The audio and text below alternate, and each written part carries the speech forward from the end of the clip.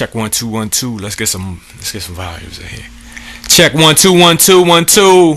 My offer the great disaster.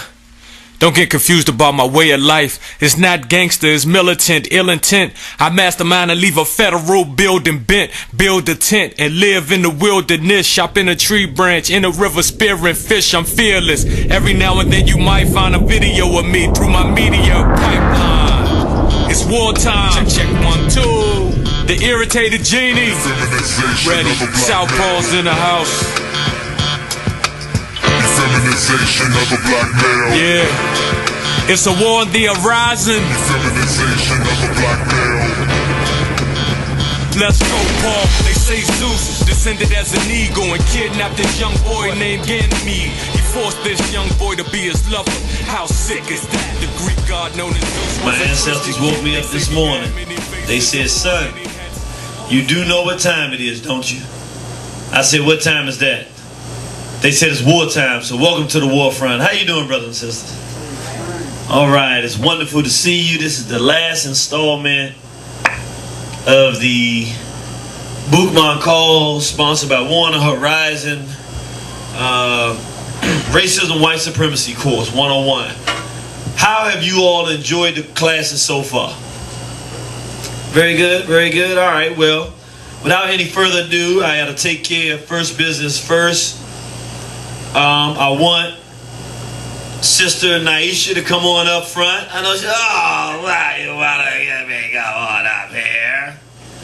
Now, I want everybody to take a look at your package, the green package, the glossary of terms.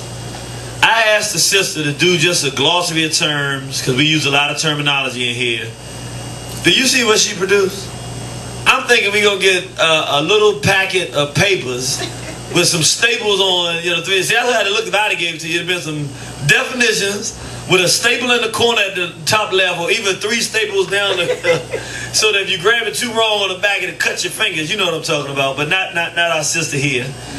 We got some good news that our sister has been doing such great work, and she actually has joined the Warner Horizon team to help wherever we go and put on lectures and do any forms that we do. She's been coming.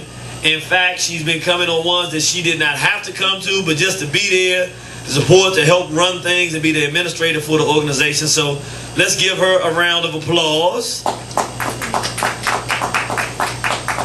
In addition, really, I'm cheating because now that she's on the team, you know, like Brother Njama would get one too, but he can't. He was on the team from the beginning. He can't get a certificate, but now the sister's on the team. She's not supposed to get a certificate, but I know she'd have been here every class. Even if she wasn't on the team, she'd have still been on the team. So our sister gets, this is an official Warner Horizon certificate of completion. Yes, for the 2009 Warner Horizon Racism White Supremacy 101 course. It says, Sister Naisha Bethia has successfully completed all 5 consecutive War on the Horizon syllabus classes. Congratulations. Welcome to the war front. So, yes. And along with that, see, we do it big here. Could you hold this for me, sister? We don't play around here with War on the Horizon, see. She also gets complimentary copy of Brother Barudi's book, Homosexuality and the Feminization of African Males. That's it. Can't just have just one Baruti. Right. We going with the mental side thing there, because Brother Baruti, you know. Then we just gonna go all the way there with it. Look, we just gonna do this is a Baruti kind of evening. And just in case you say, well, the only person you like is Brother Baruti, no, we gonna throw something old or something new. Thank you. Yeah, that's right. David Walker. See, she let her book out. Marcus Garvey said, never loan out your books. Right. Your favorite book, because you'll never get them back. And then you got it back, see? All right. You go. All right, thank you. Got one more. It's only one more person. She should already know. Only got one more person that's been at all of the lectures. That's been, come on up here, sister. Let's give her a round of applause. That's right. That's right. She's been at all 5. Now make sure, please tell me I spelled that right. You know, I read your handwriting off the thing. If I spelled it wrong, I'm about to let you see me right, about to take and put some blame on somebody else, right? This is for our sister here, Natasha Renee has successfully completed all 5 consecutive War on the Horizon syllabus classes. Congratulations, welcome to the war front. Let's give a round of applause.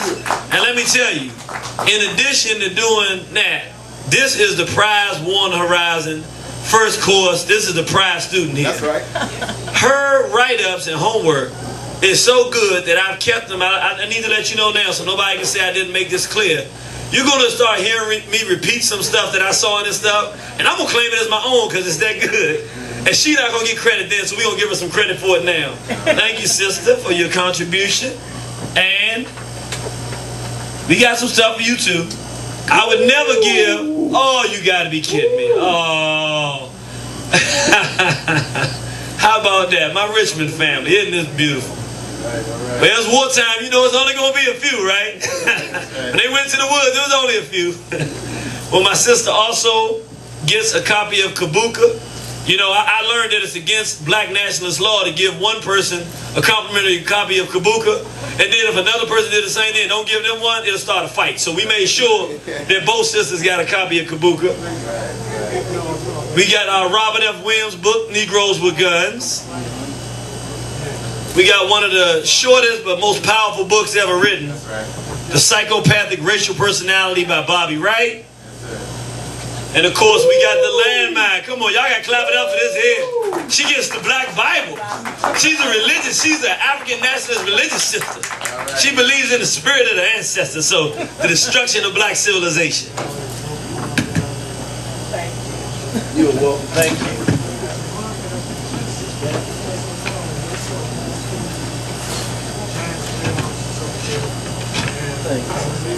All right. Now you got to know if you received your package, those 2 sisters, your obligation, your job now is supposed to be to share the word. So when you're going out there, you see brothers and sisters who are looking for some knowledge and understanding, it's your responsibility to share the information with them as best you can. Let's give those sisters another round of applause. That's right. Making all 5 classes. All right, we're going to go ahead and do like we do. We're going to get right on into it. We remind everybody that we have the DVDs in the back, and here only. How much do we sell the DVDs for here? $15. That's a steal and a deal you won't get anywhere else any other time. So I'd like to say a special thank you to my Richmond family for sneaking up on me like that. I'm happy. That's a good surprise. You know, they're good surprise and bad surprise. That's a good surprise. Yeah, we had the DVDs are $15, and the Genocide, which is normally $35, is $25. So you get a $10 discount off all the DVDs.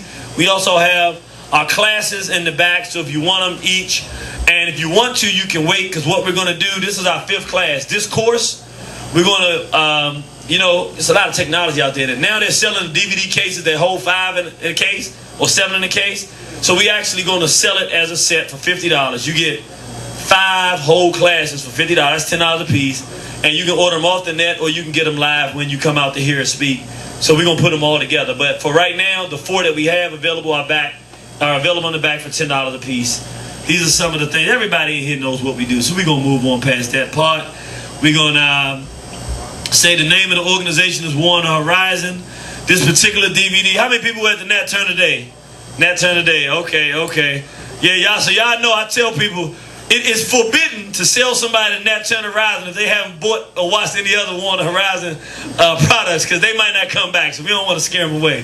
So that's for the intermediate folks. All right, and this is the Bookman Calls Institute, where the objective of the institute and what we're trying to do. We are in a war for our survival, and we'll talk about if we actually in a war or not. But the bottom line is that our survival as a race of people is being threatened. And the only thing that we can do if we're intelligent and courageous is to fight with those who are fighting with us. And so the Bookman Calls Institute, we know that Bookman Dutty was the father of the Haitian Revolution. They had a sister who had to pick who would be the leader. And she was the spiritual elder. And she picked Bookman Dutty, and she picked right. And the brother said that the whites had 2 choices in Haiti. They had to leave or die. And he didn't care which one they picked, so he preferred them to choose the latter. So our ancestors won that war, and so we say in the name and in the spirit of our ancestors then, we are in a similar situation worldwide that the Haitians and all our people have been through during slavery, and now we must begin to reclaim the spirit of those who have fought for our people in the past. So we're going to get right on into this. If you can hit the like for me, sister, thank you. This picture I always use when we talk about all the areas of people activity. There's a brother by the name of Neely Fuller. Most people here are familiar with him. And one of his students, Dr. Francis Cress Welsing, who teach our people about racism, white supremacy, and been doing it for over 30 years now. Maybe longer than that. And the brother Neely Fuller said he was in the army, or in one of the forces, and he was sitting on a hill one day, and he was like, it just came to him as he was sitting there thinking and pondering. He said, you know, this cannot happen by accident the way the world is in, the condition that the world is in. It's not by accident. Somebody had to, in order for, something Bobby Wright said, everywhere you find black people and whites in close proximity, whites are dominating, controlling the lives of black people wherever they are. He said it breaks all known laws of probability. That would not happen. It would be, you know, someplace they rule, someplace we rule, unless it's intentional and it's systematic. Right. And so he began to think through, Brother Neely Fuller began to think through the system and say, okay, this is a systematic system. How does it work? And then put it together in very layman, simple terms for our people to understand, and then begin to give us a breakdown of the system that's working against us. And so he came up with 9 areas of people activity, and we added 1 extra one, health. And so that's 10 areas of people activity. Most of the things we do, including what we're doing here today, fall in one of these 10 categories: economics, education, entertainment, health, labor, law, politics, religion, sex, and war. These are the 10 areas of people activity. And so in this course, we've tackled all of them, even though we didn't specifically tackle entertainment, which we will tackle in a 3-part series in March, because it's one of the most important, because it's one that gets the most bang for its buck. Meaning, when whites want to disturb and confuse African people, there's no quicker, faster way than they can do it and more effective than something that we do every day, which is entertain ourselves through television, video games, music. This is a 24-hour day, 7-day-a-week type of warfare with entertainment that's coming on. And so for our people to understand that we need an intense course, slowly, as we can methodically go through what entertainment is, what is the structure of it, what is it intended to do, how does it work, and how can you understand what you're looking at so that it doesn't have an impact on you. And we're going to do that in March. So make sure you come on out to that 3-parter. It's going to be something the world has never seen. So let's talk about our last discussion here. We went through all of the other areas of people activity, and now we're talking about war. Why do we say war for last? Well, let's see. What is war, first of all? War is a condition that exists when 2 or more entities agree to be in active conflict with one another and or one another's interests. I want to read that again because it's very important that we understand the nuances of war. A condition that exists when 2 or more entities agree to be in active conflict with one another and or one another's interests. In other words, when I make the full decision that I'm going to do something that harms you, and you make the full decision that you're not going to allow it to happen, and instead you'll do something to harm me, we then have what we call war. Because you have 2 active participants who have agreed they're going to fight one another. They know what they're doing, and their intentions are to do harm to one another and prevent each other from harming one another. That's what a war is. It's important that we understand that nuance, because if one party decides that they're going to harm another party and the other party doesn't do anything about it, it is not called a war, it's called a slaughter. It's called an assault. See, in order to have a war, you got to have both sides fighting and both sides willing to do damage to the other side. Then you have a war. That's right. If one side doesn't decide it's going to do damage to the other, if one side decides I'm just going to defend myself, that's not a war. Right. That's a person defending himself. Right. A war is when both parties actively engage in doing damage to one another. And so, of course, we show some of the pictures from our ancestors because of the nature of the world that we live in today. Whites do not want us to remember that we didn't always sit down and take it like this. For the balance of the planet, of the time that we've been on this planet, even when we've been interacting with whites, even in physical warfare, we've been whooping their behinds. For the most part. I mean, that's been the balance of history. It's just they've had a nice little stretch now where they've dominated the world, and they have made us forget what it looked like when we fought back with them. And so we say the object of a war is to defeat your identified adversary, the entity that's warring against you. And so our ancestors showed us, people talk about spirituality. I mean, you talking about racism, but where's the spirituality? I said, you don't know nothing about spirituality. Because if you go to Kemet, where you talk about is the home of spirituality, before you can walk into the temples and see the beautiful stories of the black queens and goddesses and black gods and immaculately conceived children and all these Dakar and the Bible, you don't get to see none of that first. Our ancestors like a book. They got an introduction and a preface. Say, look, before you go all the way into that, if you want to be able to enjoy the beauty of your spirit and your person, first you got to crack the heads of your enemies and keep your nation safe. Because if you don't utterly annihilate your enemies, then you won't have an inside to come in and see. So if you want to be beautiful, like you say, if you want that internal spirituality, first you got to bang it. You got to bang. That's what the guys out in the west side California, when they go out killing and murdering, you got to go bang, man. The ancestors used to bang too, but they didn't go around killing each other. There were individuals who did not operate with reason and sensibility and came and would harm our people. And our ancestors said, these whites and Asiatics from different regions, they won't come in here and harm us. And we fought with them consistently. And our ancestors wanted to make sure we understood. Right. That is spirituality. I'm going to go, the student, the king, goes before God with his enemies destroyed. And then God said, I love you now, son. That's right. That's spirituality. That's war. The object of war is to defeat your identified adversary. Whites are very clear about war. Right. They make it very clear in their artwork. They let you know, you see them holding up their flags of victory. They know what they're doing. They made us forget. In a war, your object is not to be friends or make friends or integrate or nothing. You're trying to beat somebody and win. That's right. And then, of course, the next question is, what happens after you win? Well, all depends on what set of standards you're operating by. There was one man, long time ago, named Menkiberats Houthi Mays. His idea, he decided he wanted to go to war. It wasn't even a time of war. They had already defeated the Europeans, the Asiatics. He decided, though he was sick of them coming for thousands of years into our land, he would take war to them, take their land, make it his, and then those that he didn't kill, he would make them worship the black god so that maybe he could instill some sense or idea of decency in them, and then send them back to their land worshiping black gods and goddesses. So his idea was, I'm going to kill my enemies, and those I don't kill, I'm going to make them worship black people so they don't come down here and mess with my people no more. And that was his idea. Other times, our ancestors showed us on the walls. They would capture those that tried to destroy us, and they would be prisoners of war. And they would march them out, and the penalty would be, you can't live amongst us. We live in such a beautiful place that just to send you back to the desolate regions of your homeland, having lost, that's bad enough for you.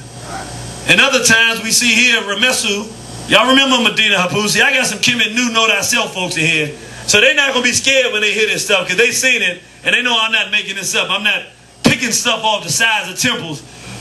This is where Ramesu III said, look, go, I want to make sure y'all out there fighting these battles, when he was fighting the Asiatics, the sea people. And he said, look, go out there and bring me back their left hand. And that's how the soldiers got paid, and he could tell that they were out there warring and not messing around, you know. And so some of the soldiers would come back. He started looking and counting the hands. He said, oh, okay, so some of y'all put some right hands in here. This is all in the temples now. Oh, y'all want to cheat. So he said, okay, I don't want no more hands then. I know something that the enemy only has one of. Go cut that off and bring it back since you want to play games. And they had to cut the phallus off and throw that in the bucket. So what we see here is that under Ramesu, to fight a battle against black people meant death. That was his decision of what happened if you lost a war. Well, white folks have consequences of losing warfare to them as well. These are a little more modern, so you don't have to look at pictures on stone and walls. We can look at as the Italians, for no apparent reason except that they wanted to wage war on African people, since all the other Europeans were doing it, and wanted to enrich themselves by going into Ethiopia, would sever the heads of our brothers and just lay them out and pose. with the heads of the Ethiopian brothers just sitting right there. We see, I believe our brother was Willie Brown. I believe this is brother Willie Brown. I believe so. Who, they had a law they called reckless eyeballing, which meant if a white female was walking down the street and the brother looked at her, and the white boy thought that meant that he wanted to do something sexual with her, because he looked at her, that was the actual law, reckless eyeballing. They would murder him and do what they call lynchment. In this picture, you see them burn the brother alive at the stake. You see here, Sache Bartman, a sister who was living her own life in South Africa, was kidnapped by Europeans, taken around the world as like a zoo animal almost, because she was very well endowed with a back, hips and all. Y'all know what I'm talking about. I don't have to explain that. Brothers already know what I'm talking about. She was a sister. And so they paraded her around Europe like she was some kind of monster. Then when they killed her, when she died, and they would rape her on a regular basis. When you read the real story, they would use her as an animal, as a sexual tool. They would do all kind of experiments on her and stuff like that. And then when she died, they cut her body all up and began to display the pieces on her buttocks and all this stuff on display. So, and now we see her as the stuffed version of the sister. So we also see where they blew up some levees down in New Orleans, and once they blew up the levees, wouldn't allow black people to use the trains or the buses or all these other vehicles. They had to get out of there because their objective was to just kill a whole city full of black people so they could do what they're doing now, move white folks in there and do that. So we see a modern day genocide right before our face. What is the point here? The victor, the one who wins, has the right to do whatever he or she deems appropriate with the loser of the war. Right. We're not talking about right or wrong. We're talking about warfare.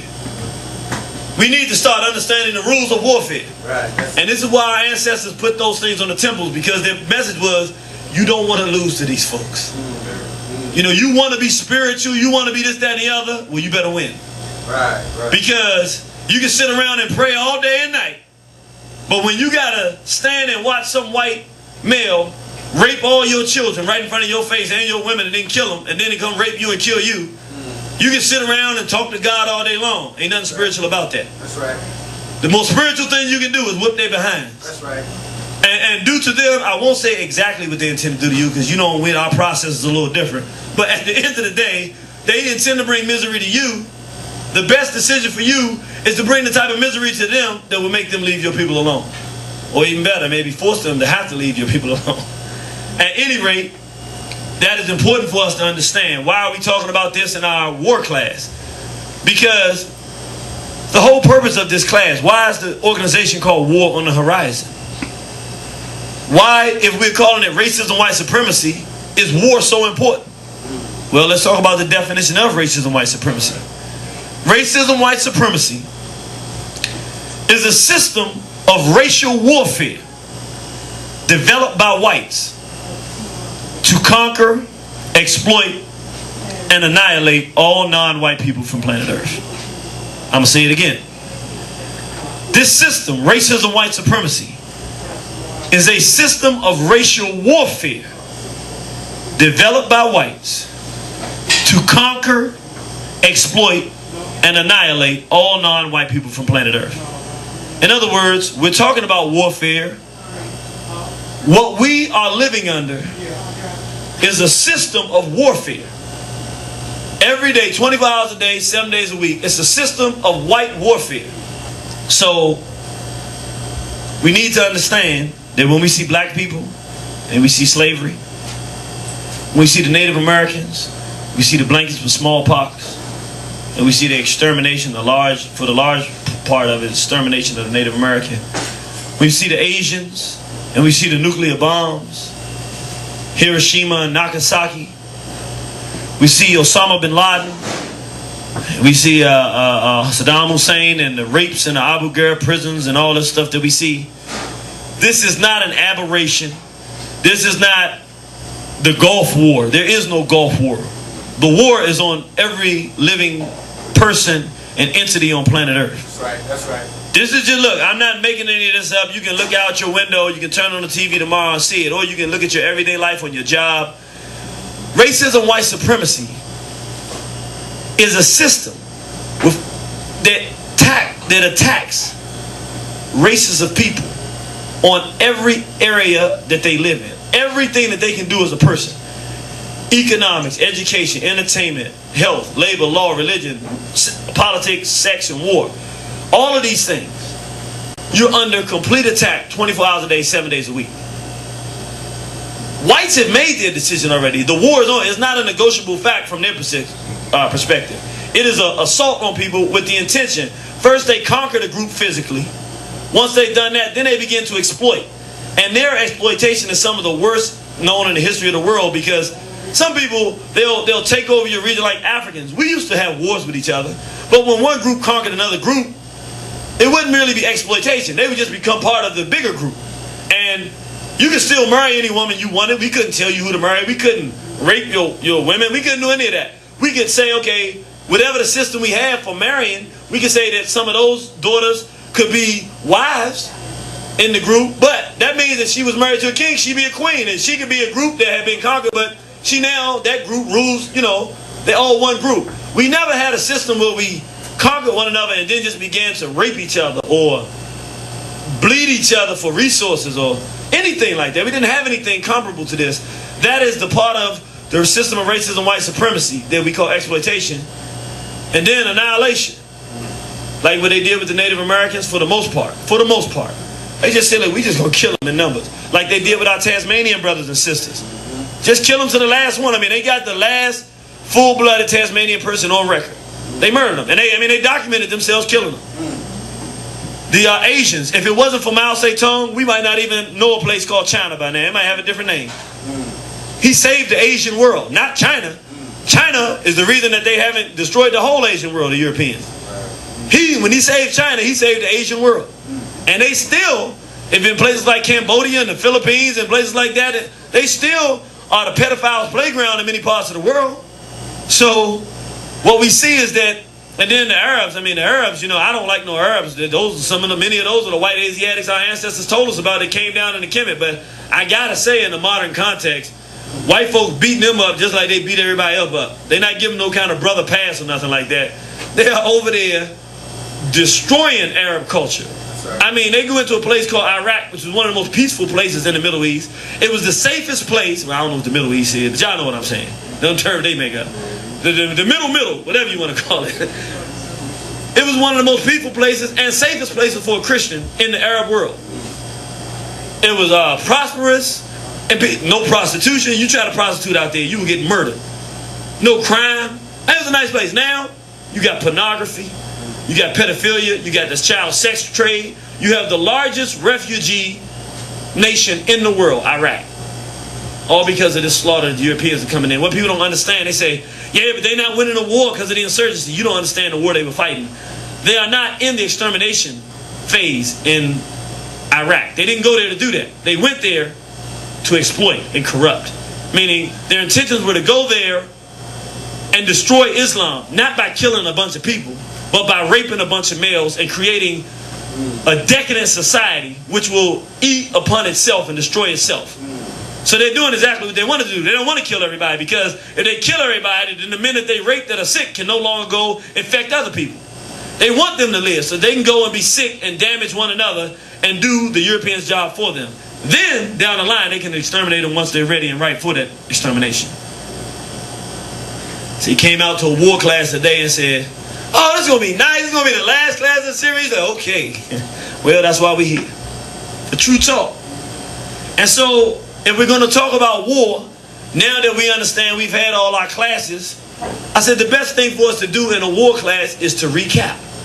We're going to look at the areas of people activity that we talked about, and we're just going to do, for those who haven't seen all of it, we're going to do a basic recap of what we studied. What we need to know, first of all, we need to make the decision, the most important thing to do. And of course, that's why the organization is called War on the Horizon. We've made the decision. We want to do to Europeans what they want to do to us. That's right. And so this is not for people who want to decide what you want to do. I mean, you can still come to the class and learn, but War on the Horizon is not trying to decide what we want to do. The only decision is how we get it done. You know, that's the hard part. How do we get what we want to get done? But the same thing that whites have in store for us, we intend to have in store for them. That way we're not playing for no peace. We're not playing for no can we get along. No, you want me gone, I want you gone. Fair game. You got the leading advantage, so you can't complain. As fair as it can come. Now, understanding that, since we know that the war that they wage on us is on every major area of people activity, then, and remember, this is a 101 course. We're not getting deep here today.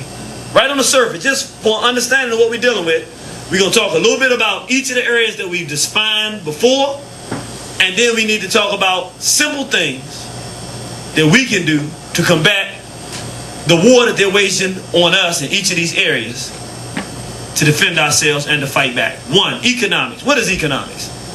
The reward punishment system for the exchange of goods and or services and labor. In other words, we talked about economics. It's something that the European created for the purpose of preventing you from going down and spending your time and energy producing things for yourself. He creates this thing called money. He makes it only possible for you to eat and live if you get the money. You no longer focus on bettering yourself and concentrating on doing what you do well. You trying to get the money. And in order to get the money, he can lead you any direction that he wants to, ultimately leading you away from yourself. And so money is a powerful tool because it can be used to artificially manufacture whatever set of social circumstances the person who controls the flow of money desires. In other words, whites can look at a decent group of people. Let's take the Iraqis. I mean, they Arabs. I don't love no Arabs. I don't want nobody to get confused. But let's just take the Arabs as an example. Whites can look at the Arabs and say, here's a society where no women get raped, practically. Because you get killed if you rape a female. I mean, they may be misogynistic and misogynist in the Arab world, but you can't openly, physically violate females. Children don't get raped. You don't have crime. People don't break in people's homes. If they catch you breaking in somebody's home, they'll chop your arms off. They'll firing squad you. They don't have crime. They have a peaceful society where there's some semblance of respect as it relates to how their culture operates. The European can say, I'm going to go into this society and every woman will be a whore. Every mother will be irresponsible. And every man will be a rapist of his own people. And after he's physically conquered and assaulted them, he implement money as the only way that they can eat. If they want to eat, if they want water, they want fresh water, they have to pay for it. How do they pay for it? He makes an exchange called money. They have to get money to do it. He's the only one that will give them the money. A woman has a choice at the end of the day. Does her baby starve to death and die? Or does she give herself to this white male sexually so he can do whatever he wants to do in exchange for some water so that her child can drink? And after he does it long enough and for enough time to enough people, he can leave and they will continue to do it until they eradicate that part of their society. And so, it's a very, very powerful tool, this thing he created, money, because it has no intrinsic value. But the way he uses it, you kill your own mama for it. Don't think you will, but that's the way he uses it to create those type of circumstances. So, how do we fight it on a simple, simplistic basis? On a simple, simplistic basis, brothers and sisters, people say we need to create our own economic. Yeah, that's fine. But right now, we can't actually do that like overnight. What can we do overnight, though? We need to start developing a taste for nationalism. Amos Wilson talks about this. It's very important. People take their financial resource and they purchase whatever they value.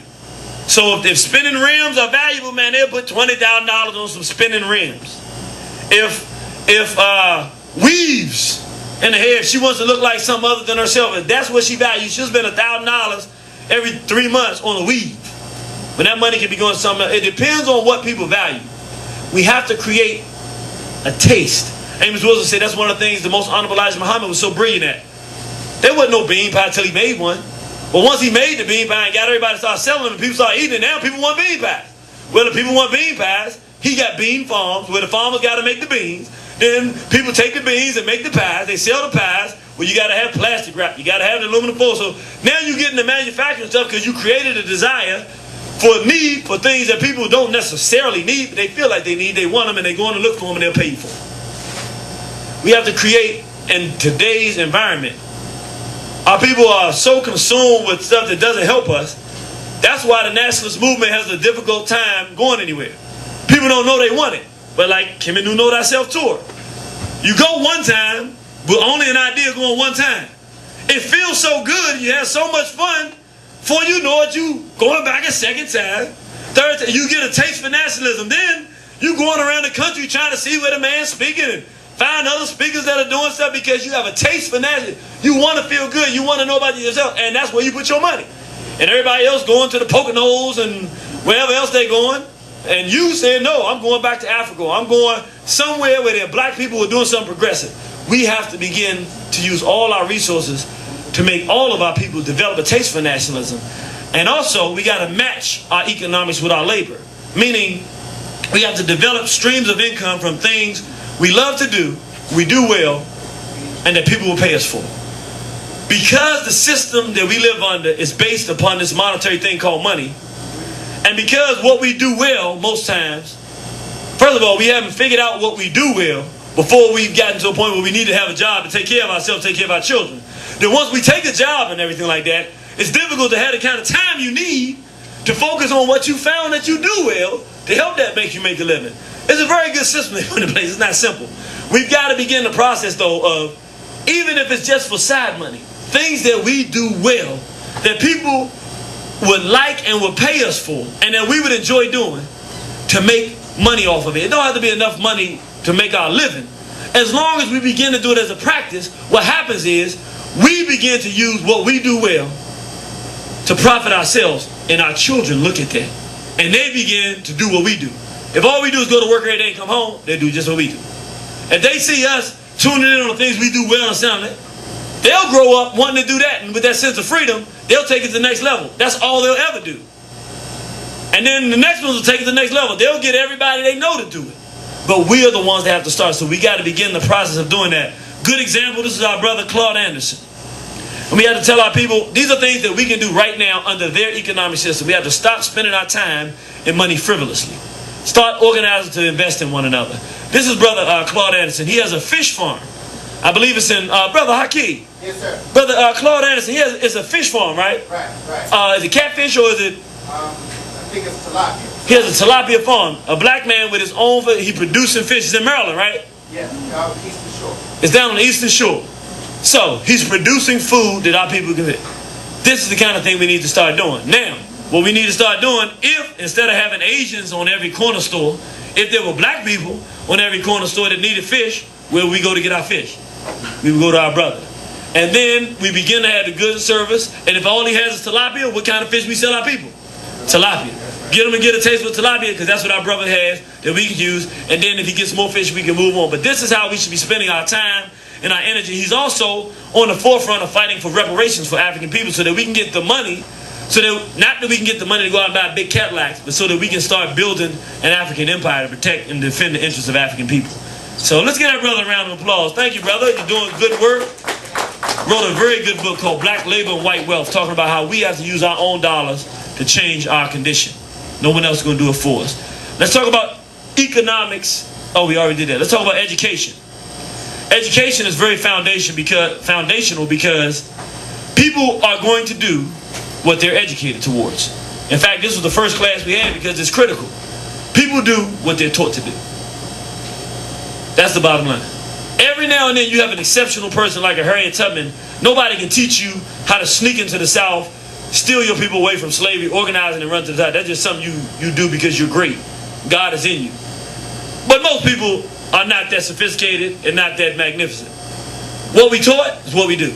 You got a father, he's an engineer, he teaches you math and science when you're young and you get all involved in that. You grow up, be a mathematician, an engineer or something. You're a woman, your mother's a hairdresser, she's great with hair, she teaches you how to do hair and cooking and everything. You grow up, you got a restaurant and you got a couple of salons. You do what you do generally what you've been taught to do. This society doesn't teach us anything but to be self-destructive. So when you go outside and see black people's behavior, how self-destructive we are, what you're seeing is what we've been taught to do. If we're going to do something different, then we need to educate ourselves. What is education? Education is the process of learning. And learning is the act or process of coming to conclusions on what is truth and real and how things should be done. That's what education is. How should things be done? What is the truth? When a child, when you sit there and say, this is your mommy, this is your daddy. If that's what you teach the child knows that a woman is a mommy and a man's a daddy. That's kind of a little bit relevant for us. Normally that would just sound like it's simple, but these days, child don't know who's mommy and daddy. Might have 2 daddies, might have 3 mommies, he don't know. That's critical because people do what they're educated to do. So when children are being taught things that are patently false and foundationally untrue, those are the things they would do, and they would get the results that come from that. Education is supposed to tell a race of people what their purpose is in life. It should tell them who their friends are and who their enemies are. Very critical. One of the things that we do not do as African people, actually 2 things. One, we don't teach our people to love one another. I'll give a statement that really exemplifies this. Martin Luther King. He said we should hold hands. He longed in his dream. He went to sleep, and this is all that his mind could conjure up. The best thing he could conjure up for black people. Now remember, there are black people all over the world. Asia, Europe, Africa, South America, Canada, everywhere. He said, I dream for the day when little white boys and black boys can hold hands. Now,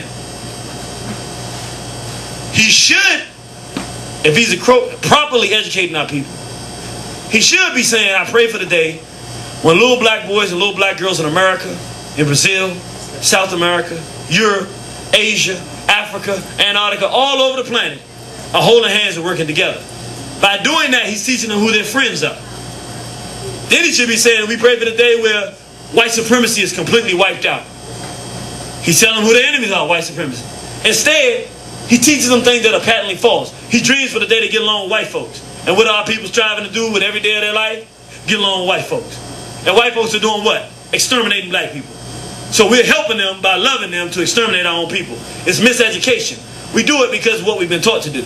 We have to begin to teach our people in very simple, fundamental way. When I was in grade school, Miss Walls used to make it real clear. Miss Walls said what? You got to be 2 times as good as them in anything. That's why I'm working y'all so hard. I was like, first of all, who is them? And why do I got to be 2 times as good as them and get all this work now? It didn't matter though.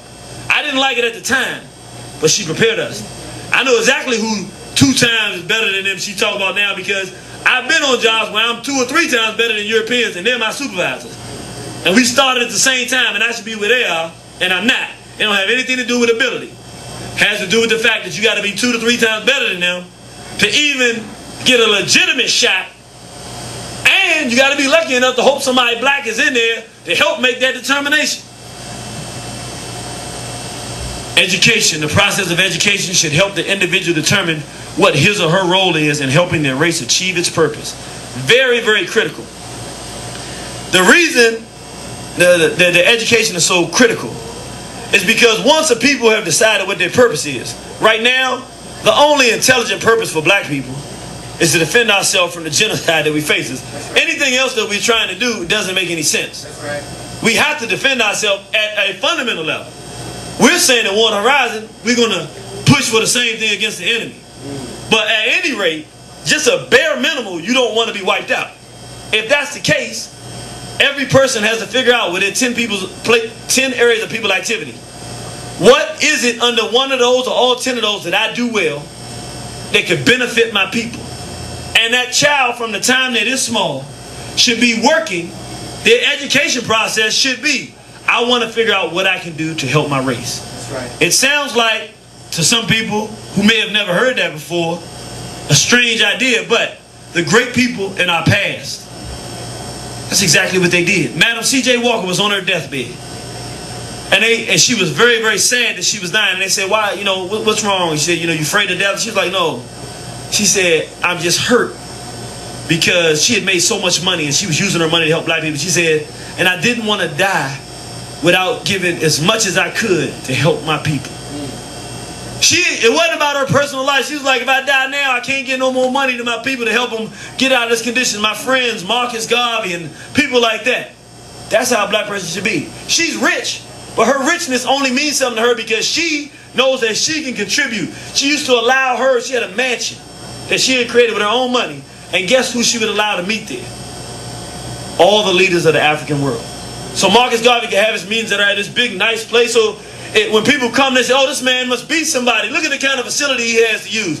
He couldn't get a facility like that otherwise. She would do it out of the goodness of her heart, trying to help her people. She did all that by making products to help black women's hair grow. So she did something that was real practical that didn't have anything to do with racial, this, that, and the other. But because she was a race woman and loved her people, she figured out what she could do. She could make money to finance black revolution. And that's what she did. And so as it relates to education, these are some things that we need to do. Own and finance our own schools. If we're not teaching our children the way we want them to learn and what we want them to learn, we're going to continue to get what we've been getting.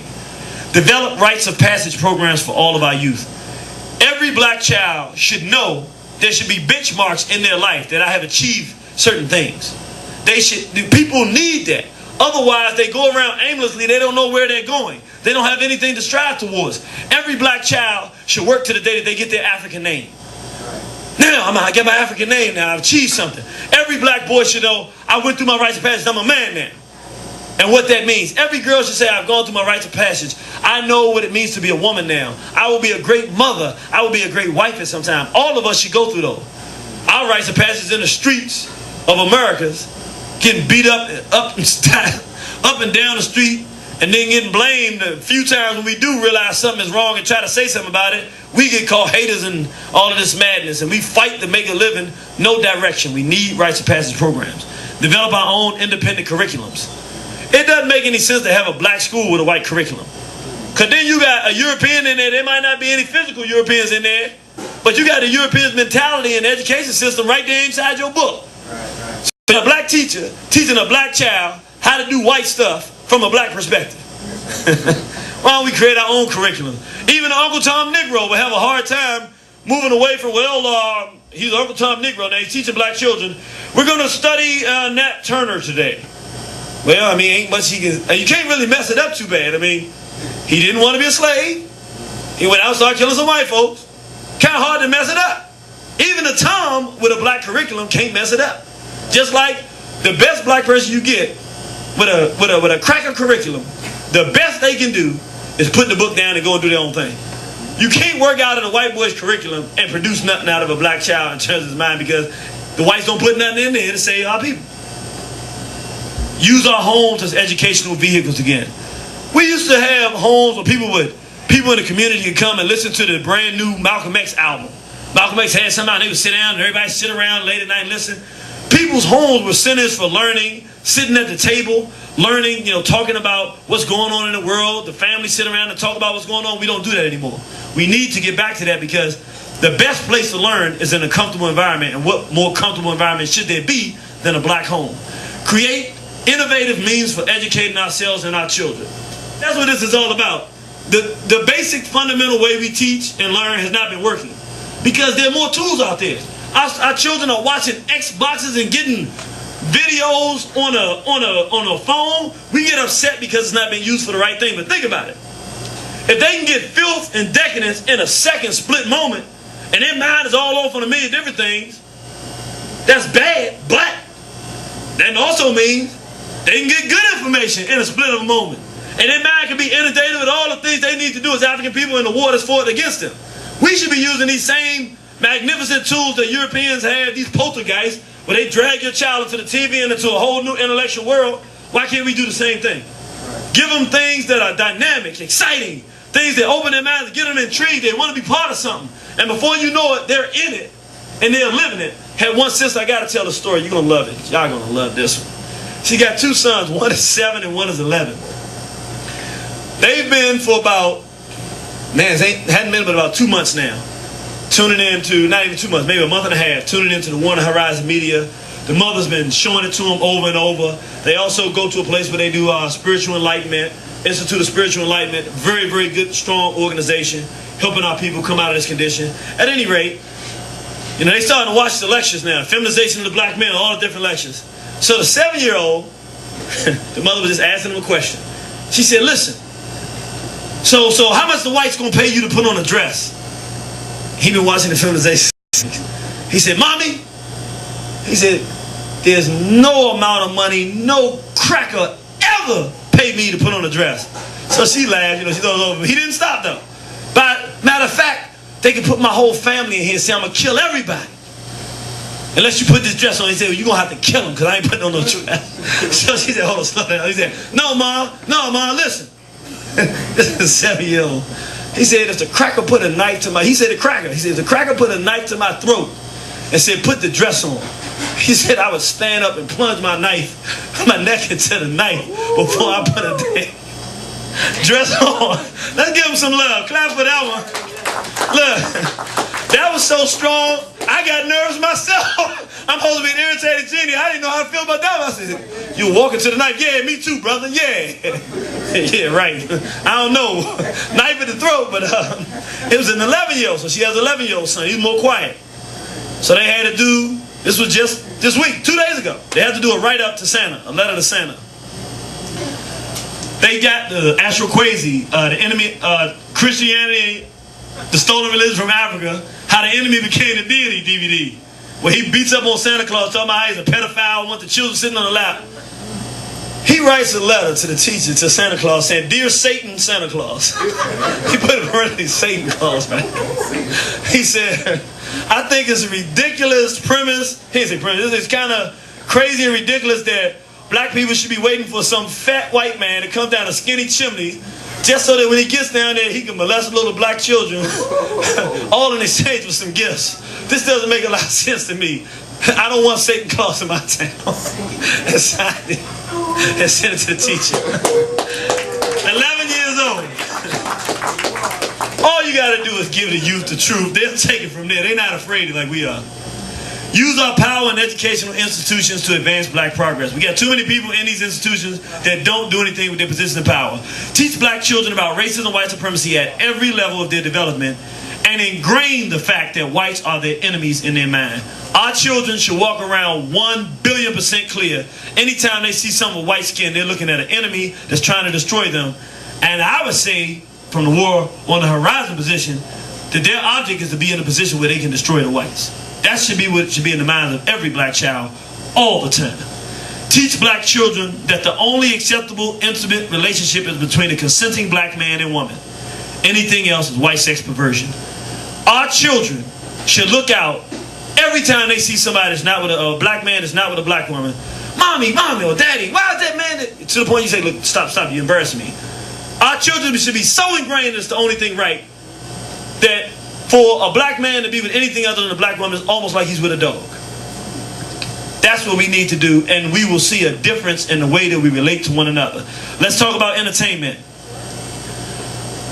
I don't even need to talk about entertainment. We didn't go through a class there, but this is what our people are getting.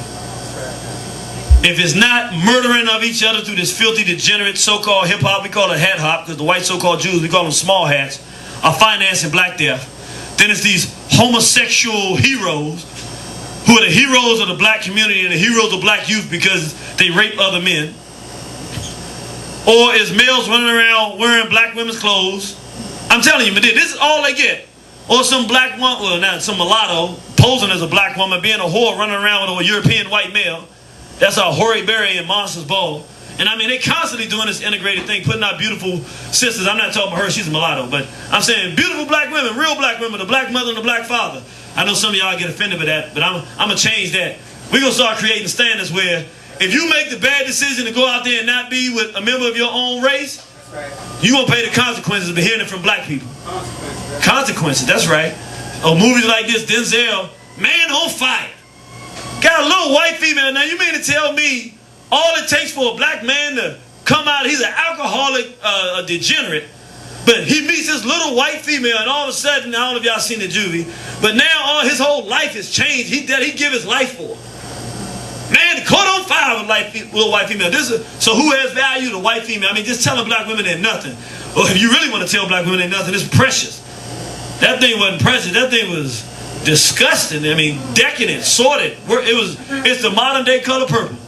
The worst film, I'll say right now for my money, the worst film I've ever seen, with the intent and what they intend for it to do and the damage it will probably do if we don't curb that. We're looking now at all our children get. What do we do about the entertainment? One of the things that we're already doing. Start with the music. That's something that we listen to all day, every day. Music is intuitive. You have to hear the words and process the thoughts. We have two groups here that I want to highlight. One is called Brothers Keeper. Those are my brothers. How many people? Give them a round of applause, even if you haven't seen them, some bad cats. If you at the Nat Turner Day rising, these brothers don't make songs that are, but you know how people say, well, we just making some regular music, but we do not. There ain't no regular music. It's called African insurrection music, meaning every song is about uplifting black people and fighting this war against our white enemies and fighting for our survival. United Front, same thing. They don't have no songs talking about how big my rims are. Well, everything is about race war because we're in a race war on this planet. And so I want to show an example. We always show a little bit, but this is what entertainment should do. What I want you to focus on when you watch this, there are different types of images we need to give our children and our people. One of them that we're extremely deficient in. We don't have images showing our people fighting back. We don't have these images, and because we don't have them, a lot of times we don't fight back. So we're going to show a video now. We're going to play a video now. It's called A Millie. It's a guy named Lil Wayne. You saw him before, very popular. It's a beat he has. But this song was done by United Front, Brother Bomani right here, and Dito Green. And it's a whole different idea. And this is what we need to start indoctrinating our youth with and our people.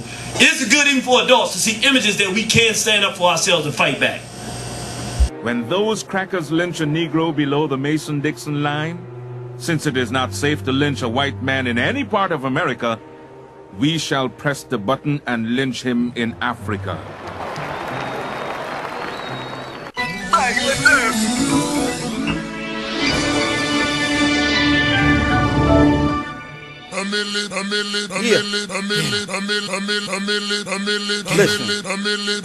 I'm United Front General, Gardy the black mineral.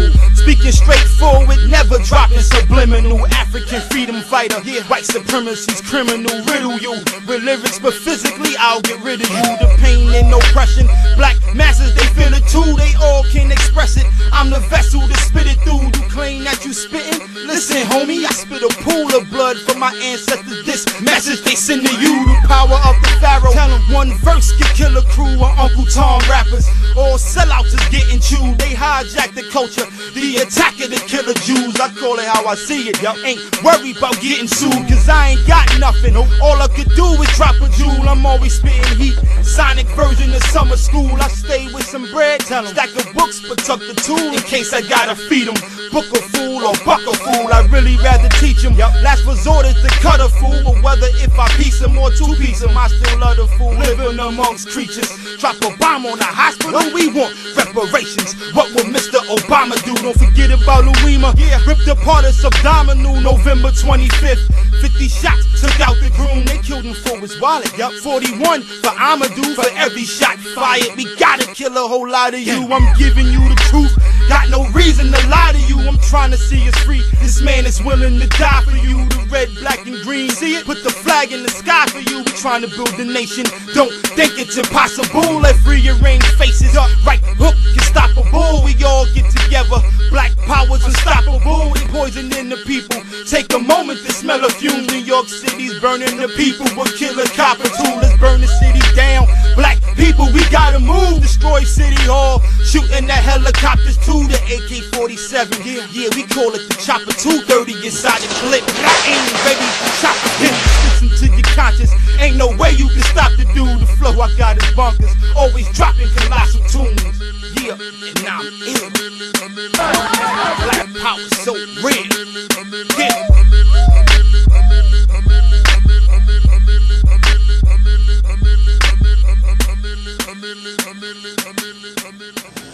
I liked it. Y'all like that? I was strong. You can understand what he was saying, right? A lot of times we hear this entertainment, you can't understand what they're saying. That was pretty clear. It's pretty clear, and I tell you what's so important about this. It may just seem like a video. This is what we don't understand, though. Images shape our reality. Why did our ancestors draw on pictures on the temples? They didn't want us to forget. And a picture, you can't forget. You can't get a picture confused.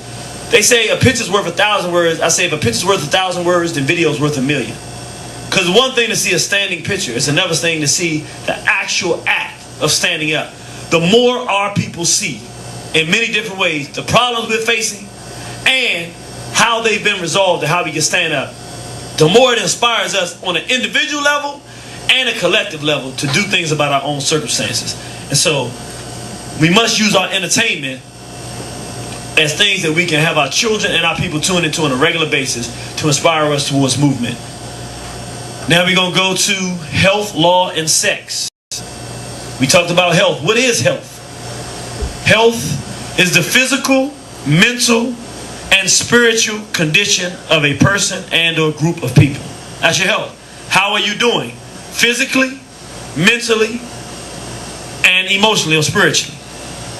We show this here. This is at the Nat Turner Day Nat Turner Day weekend, where they had the youth from Camden. Was that outstanding? Oh man, they just lifted the spirits of everybody. They were at the end of the weekend on Sunday, and I mean, it was Saturday morning. I mean, they woke you up right. These were phenomenal youth doing the African dance and drumming. We talking about how we're doing in our health as it relates to our physical health. One thing we need to understand, as a race of people, physical violence, whites manufacture disease, famine, bloodshed, and warfare with the full intention of spreading them throughout the black world to ensure that mass numbers of black people stay sick and or die. Now, I'm gonna be quite honest. We talk about everything here, we're going to give some solutions. But the reality of it is, outside of trying to eat healthy and creating our own food and things of that nature, which provide some semblance of physical health, but the real physical health of our people, in order to do something about that, we have to have an army. Because I don't care how, we can individually, it is important to be individually healthy, but at the end of the day, the reason our people are physically unhealthy on this planet is because they're destroying us, and they do it through warfare. Which means, all the other things I can give you simple solutions to, and those are some simple solutions. We should eat healthy, we should eat good foods, and take care of ourselves physically. But as a race of people, our physical health, we'll continue to have drought and famine as long as white folks can come in and poison water supplies and build dams in nations without our permission. This is what's going to happen. The only thing we can do about that is fight. In order to fight them on that level, we have to have armies. That's the answer to that one. But there are some more immediate things that we can deal with, that we have power over in our own circumstances right where we stand. The mental health. Why am I talking about the mental health? I start with the black males, because black male mental health is critical in the critical health in the condition of our people. Because if black men are mentally healthy, then they will protect the women and children and won't let anybody harm them. If black men are mentally unhealthy, then they will be the ones who target the children and the women for destruction. So it all determines on what mental state the men are in our community, because they'll be the determination whether they'll protect our people or whether they'll assault our people. And what Europeans have found, their greatest tool in destroying the mental health of black men is self-hatred. Self-hatred is the key to maintaining and expanding poor black mental health. If they can make black males in particular hate ourselves and call ourselves the N-word and think that black life has no value, then we will destroy and kill each other. We will rape our own women. We will molest our own children. We will sell our daughters to Europeans. We will do all of the things that they will otherwise have to do themselves. And that's what we are doing. Self-hatred is a direct result of abuse and miseducation. So, if you want young black males to be healthy, we must educate them. We educate them to protect their community, to love their people, and to have bitter disdain for their enemies, and to fight with them in an appropriate manner when it is appropriate, and they can be the victim. And then we won't see the kind of killing we see out here. Sure, it'll change. I'm not going to lie to you. Yeah, black men are going to keep dying. But the difference is, we're not going to be doing the killing of each other. When black men stand up and are healthy and protect our community, whites ain't just going to tolerate it. Police brutality is going to soar through the roof. So you won't have the murders in our community because of drug dealers, but you'll have more police killings. But when men are healthy, they don't just stand by and let their brothers just get killed. There be some killing back. So will there still be black men suffering and dying? Yeah. But at least we can feel good about ourselves because these are good men who care about our people, and we be going in the right direction. As opposed to, we're doing the same killing today, but we're doing it. And we have much more access to ourselves than the Europeans. So we're killing ourselves by the tens of thousands, complaining what will happen if black men start. You got black mothers. I don't want my son to hear this stuff because he's going to get in trouble. Well, all your other sons already in trouble. You got 3 sons already locked up doing lifetime. One got murdered selling drugs. One out here doing this, that, and the other. One don't have a job. They all messed up already. And instead of saying if I have 5 sons and all 5 of them standing for their race and I lose 2 of them, I know I lost them for a good cause and to help our people go forward to a day when we don't have to lose any of them. We'd rather surrender the whole race. All of them be a little girls. Sons be a little bunch of punks. And then nobody gets anything, and it still creates a scenario at some point where somebody gonna have to stand up and start from scratch. Let's start where we are. Let's educate our males to protect our community in the interests of African people. And if we educate them that way, they'll do it. The key ingredient in self-hatred is to make us identify ourselves as something that doesn't have value. The single solitary most important term on this planet as it relates to the self-destruction and the self-hatred of black people is the N-word. If we destroy black people's use of that word and we stop using it, overnight, we will come 20% out of the condition we're in. We'll feel better about ourselves, and we won't want anybody to mistreat us. If we believe that we are ends, it does not make sense that we will protect ourselves. Who will protect something that has no value? I say it that way, but I also say it this way, and it's very important, and Amos Wilson gonna say it better than I do. The danger in this self-hatred, what self-hatred is that you as a black person develop the same attitude and feeling towards black people that your white entity has. And so literally, you are possessed. You have a black person, you talk about possession, the devil being possessed, is a possessed black person. They're not actually an African inside. There is European hatred and destruction of African people operating inside of somebody with black skin. And they're going around their own community and will do the same thing to black people that the white Ku Klux Klanman would do. How do you know? He'll call you the same name. He'll treat you the same way. He'll try to take from you the same way they took from us. He has no regard for your life the same way they do. He has become possessed. She has become possessed with the spirit of those that destroy our people. It's called self-hatred. Yes. That same kind of attitude that the white racist has toward non-white people is the same kind of attitude ultimately internalized by the black violent criminal. Yes. He in effect becomes a white racist. And every other person then becomes into existence for their pleasure, for their comfort, for their egos, you see. And they're self-centered and self-concerned. And therefore, to a good extent, the victim, as we will talk about a little bit later, identifies with the victimizer. You see. He even calls his victims often by the same name that the white racist calls him. He said it in a nutshell, didn't he? You got to make sure everybody gets their Amos Wilson. You got to get your Amos Wilson. If you're not listening to your Amos Wilson on the regular, you're missing out on some stuff. I really wish that brother was here. Peace be upon him. We lost a gem. That brother. Thank you, brother. Yes, sir. Give some love to brother Amos Wilson. Nobody could make it clearer. And what happens when black men are not mentally healthy, we create a domino effect in our community. One of them, we make our women feel like they have no value. How? Any black woman, the further she gets away from our idea of what is black, and the closer she gets to our idea of what is white. Meaning, we're not saying that a person's light skin is anything wrong with it, but black males reward light skin not because of the person, but sick black males, but because it's closer to white. And then if some white female walks in, she gets the greatest reward. So what happens is, black women, whether they light skin, brown skin, or dark skin, feel like they're not valuable because their men treat them like they're not valuable. And then those same men who have self-hatred and who have adopted the mentality and the ideas of the whites rape these women, call them bees, call them whores, call them out of their names, talk down to them, put music out referencing black women in negative ways, and we have a whole environment of a bunch of black males walking around hating black females and mistreating and abusing them. And because she has to figure out, why do my males hate me? And why do they want what the white female has? Well, then the logical thing is, let me try to be like her. Our women begin to destroy themselves. They don't want their natural hair. They don't want their natural skin tone, so they bleach their skin. They blonde their hair to try to look more like the white female, to feel like they have value. But then they become torn up emotionally, internally, because while she's doing that, she hates you as a black male because you're supposed to be her protector and love her the way she is. But you don't love her unless she acts like somebody else, which means you really don't love her, you love them. Only reason you love her because she hates you. And she hates you because she loves you. Because she loves you and wish you would take her the way she's supposed to be.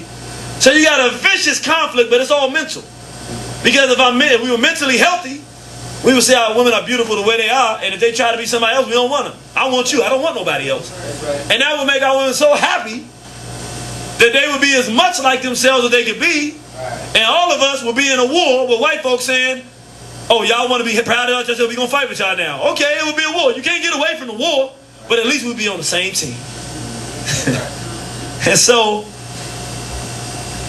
we drive our women so insane, and we've been doing it for decades now, so insane, with the love of white females and the love of adopting these images. And it's been so effective to make black women hate themselves and not figure out where they can turn to.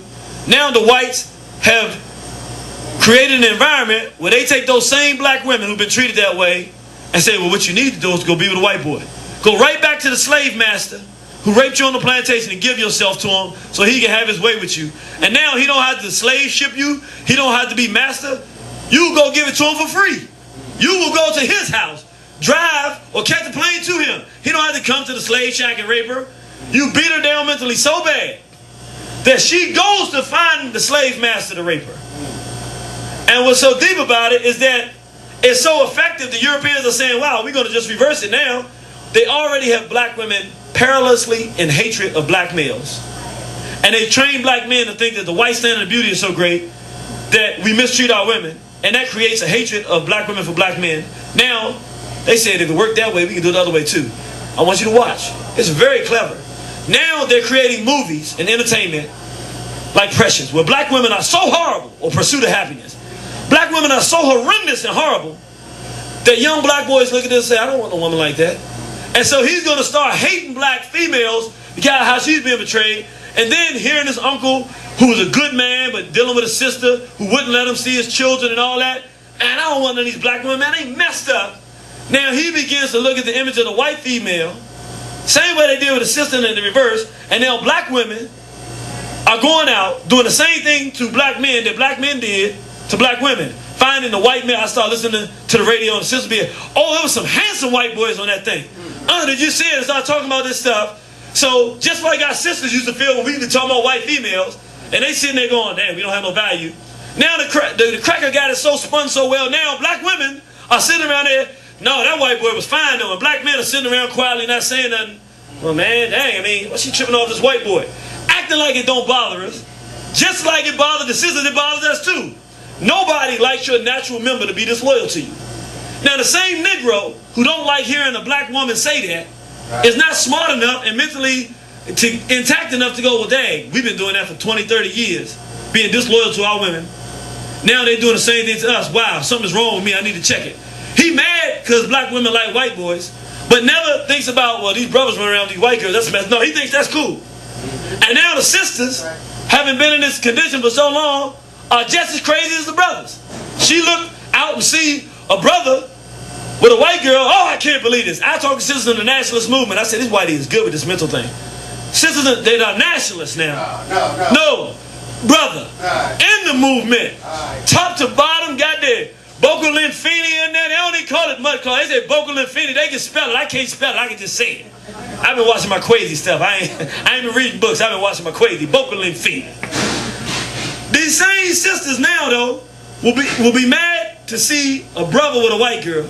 But then when they see a sister with a white boy, well, I understand. There ain't that many brothers out there. I was like, wow. I said, wow, this is really deep. Racial treason is okay when black women do it because you're in pain. No. When you understand you're in a system of destruction, you don't separate yourself male to female. There's right and there's wrong. I don't say that black women who've done this to black men are bad. I say they're victims of racism and white supremacy. This is the damage that they do to men. It needs to stop, sisters. I say to brothers, we're killing our women to do this. We need to stop. We all need to stop doing things that hurt each other. We need to come back together. If it's bad to date outside the race, you cannot justify it for any reason. Because if you can justify a black woman doing it, you can justify a black man doing it. It's not justifiable. But with the mental damage that's being done, the whites create whatever scenario they want and get whatever the results they want. We talked about the money. They pay somebody to play a part, put the images before our people in our minds. Because we're not educating our own people. And our people going whichever way they've been taken, you can just watch the whole thing unfold in front of your eyes. And you go, wow, this is easy. You see the puppeteer stringing the puppets. And we just bounce around, bumping into each other clumsily on this planet. What do we do to fix this? Some very simple things. One of the things that we have not done as black people, we have not engaged our black professionals in liberation. Black professionals go to school, go to college for 4 years. Then if they go get their master's degree, I'm sorry, not master's, I didn't say master's degree, I said master's.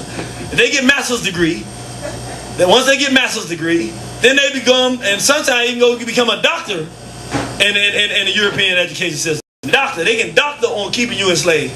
But what they don't do, with all that education, or miseducation I should say, they don't come and have anything that they produced in your community to help your people. Which tell you they're not being taught anything of value to help African people. Which means they're not being educated, they're being miseducated. Our black professionals, in order to deal with the things that are only mental, if these things are in our mind, they can be fixed.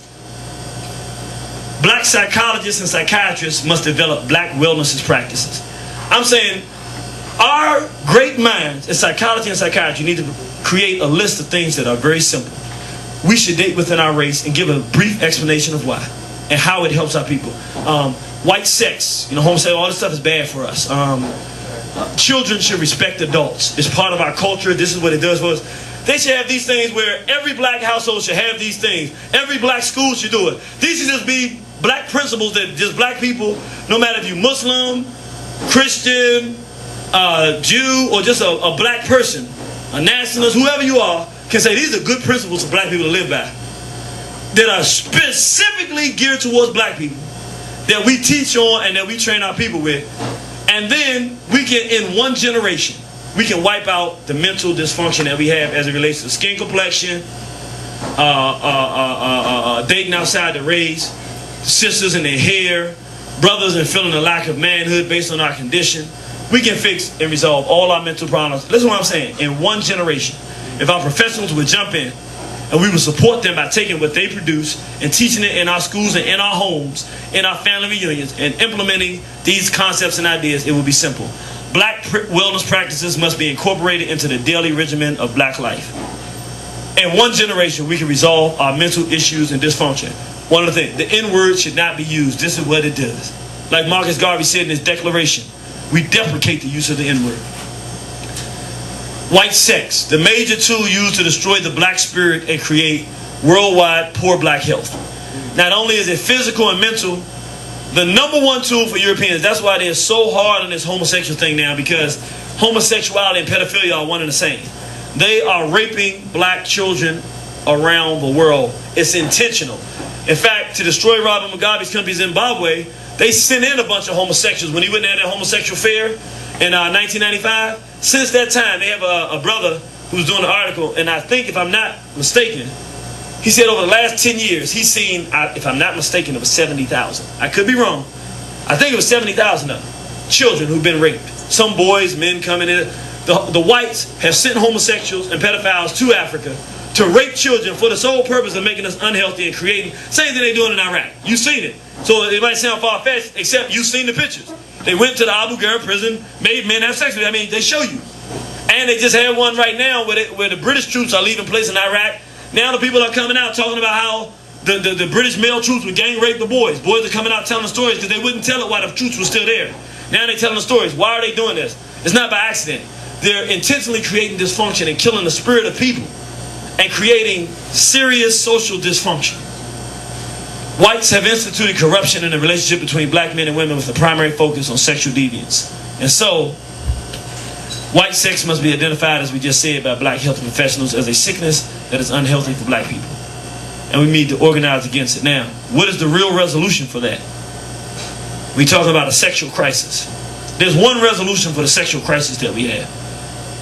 I mean, all of these things are resolutions, being educated and all that, but if we want to really resolve the problem, at this this point in time, in most places on the planet, whites are not doing their own raping of black people.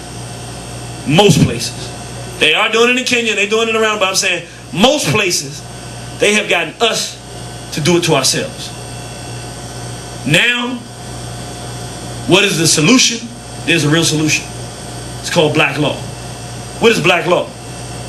Black law, because it is not implemented now, we have to say it's an idea, but it's something that can be very real. Black law is an idea for establishing enforcement over our behavior and or ideas that responsible African nationalists feel black people must adhere to in order to progress as a race. Black law requires organized black manhood. Meaning, the first casualties, if you will, of this war are not going to be white police officers. They're not going to be white nobody. They're going to be zombies. They're going to be black bodies who came from a black mother and father with white spirits and white behavior that terrorize our children, that rape black children, that involved in homosexuality, walking around, dude walking up, switching up and down the street, sisters killing all over each other in this filth. The first casualties of this war, I'm talking about physical casualties. I'm telling you that it's a war. A war ain't no spiritual. Somebody be trying to tell them some spiritual this and spiritual that. Bookmont Duddy said, we pray that God makes our arms go straight and destroy our enemies. Spirituality is warfare when you're in a world where you're under siege. And so now when we talk about establishing black law, we're talking about warfare. Black men must get together and say, despite all consequences, no one can target black children for sexual assault. Everybody's not going to be the best parent. We can't just go around shooting people because they're not good parents. I mean, but we can have a limit and say, listen, if you put your hand on a black child sexually, you're going to die. Ain't no long debates about it. Ain't none. Black men are organized for that. We might not agree on a whole lot of stuff. One thing that any sensible, halfway sane black person should agree is that nobody should put their hands on a child. Now, I don't care if you agree or not what should happen to a person that does that. I don't care what you think. I know what the right solution is. If he did, he can't do it again. That's right. If she did, she can't do it again. So we resolve it by resolving it and sending out a message to the world. I don't care what your opinion is. You can have you can write them in books, but you better keep your goddamn hands to yourself. It's just a decision. Look, it's a decision making. It ain't nothing to debate. When you have black law, that's what is law. Law is what you will enforce. That's all law is. Law is not a bunch of things written down. Law is whatever you enforce. Whatever you enforce law. In the South, standing up to white folks was against the law. Even though sometimes, in some cities, they didn't have it written down. But if you stood up against somebody white, you knew, like Malcolm X's father, that the Klan was coming to come and try to get you. So you had to protect yourself. Whether they wrote it down, the law is what you enforce. We have to become a race of people that enforce the sexual sanity and protection of black children. If we do that, we can resolve the sexual crisis overnight. Because even people who are lawless today, probably 70% of them in a world where it's not tolerated, will not do it. People do it because it's acceptable and they get away with it and nobody makes them pay for it. It's time to make people pay for it. We can resolve the sexual crisis. We can protect our community in that way. Maybe we can't protect against every police act of violence. Maybe we can't protect against the poverty. There's a lot of things, but one thing we can do is say that's an actual physical black child. Ain't no homosexuals going to be adopting our children. It's going to be a dangerous thing in the days to come to be some fag walking down the street, two faggots skipping and hopping and grinning with these little chagrins. We know what y'all grinning about. Right. Some kind of sex farm fun you think you have with our children, but you haven't felt the price of that though. Enjoy it while you can now, because there's a price to pay for playing with the souls and lives of African children. And everybody who gets involved in it has to pay the price. That's one time when I say, you know what, race don't matter. I'm a race man to the day I die. That's one time anybody that puts their hands on a child, you're a member of the white race. You're an honorary member of the white race. If you sexually abusing a child, you're an honorary member, and you can get exactly what the white race membership deserves. Right. And that's what black law is going to be about. It's going to be about establishing laws and guidelines to protect our people at any cost. That's a good thing. Y'all think it's a good thing? Yeah. I think it's a good thing. Religion. What is religion? Religion is a system of beliefs that a group uses to justify its behavior, quote unquote, a spirituality. Religion don't have nothing to do with God. Religion is something that people have agreed to, that they're going to believe, so that whatever they do, they can justify it. Right now, we discussed it. Religion for white folks is that they can rule the planet. It's called racism, white supremacy. That's their religion. They will rule and dominate and do whatever they want to anybody on this planet. That's their religion.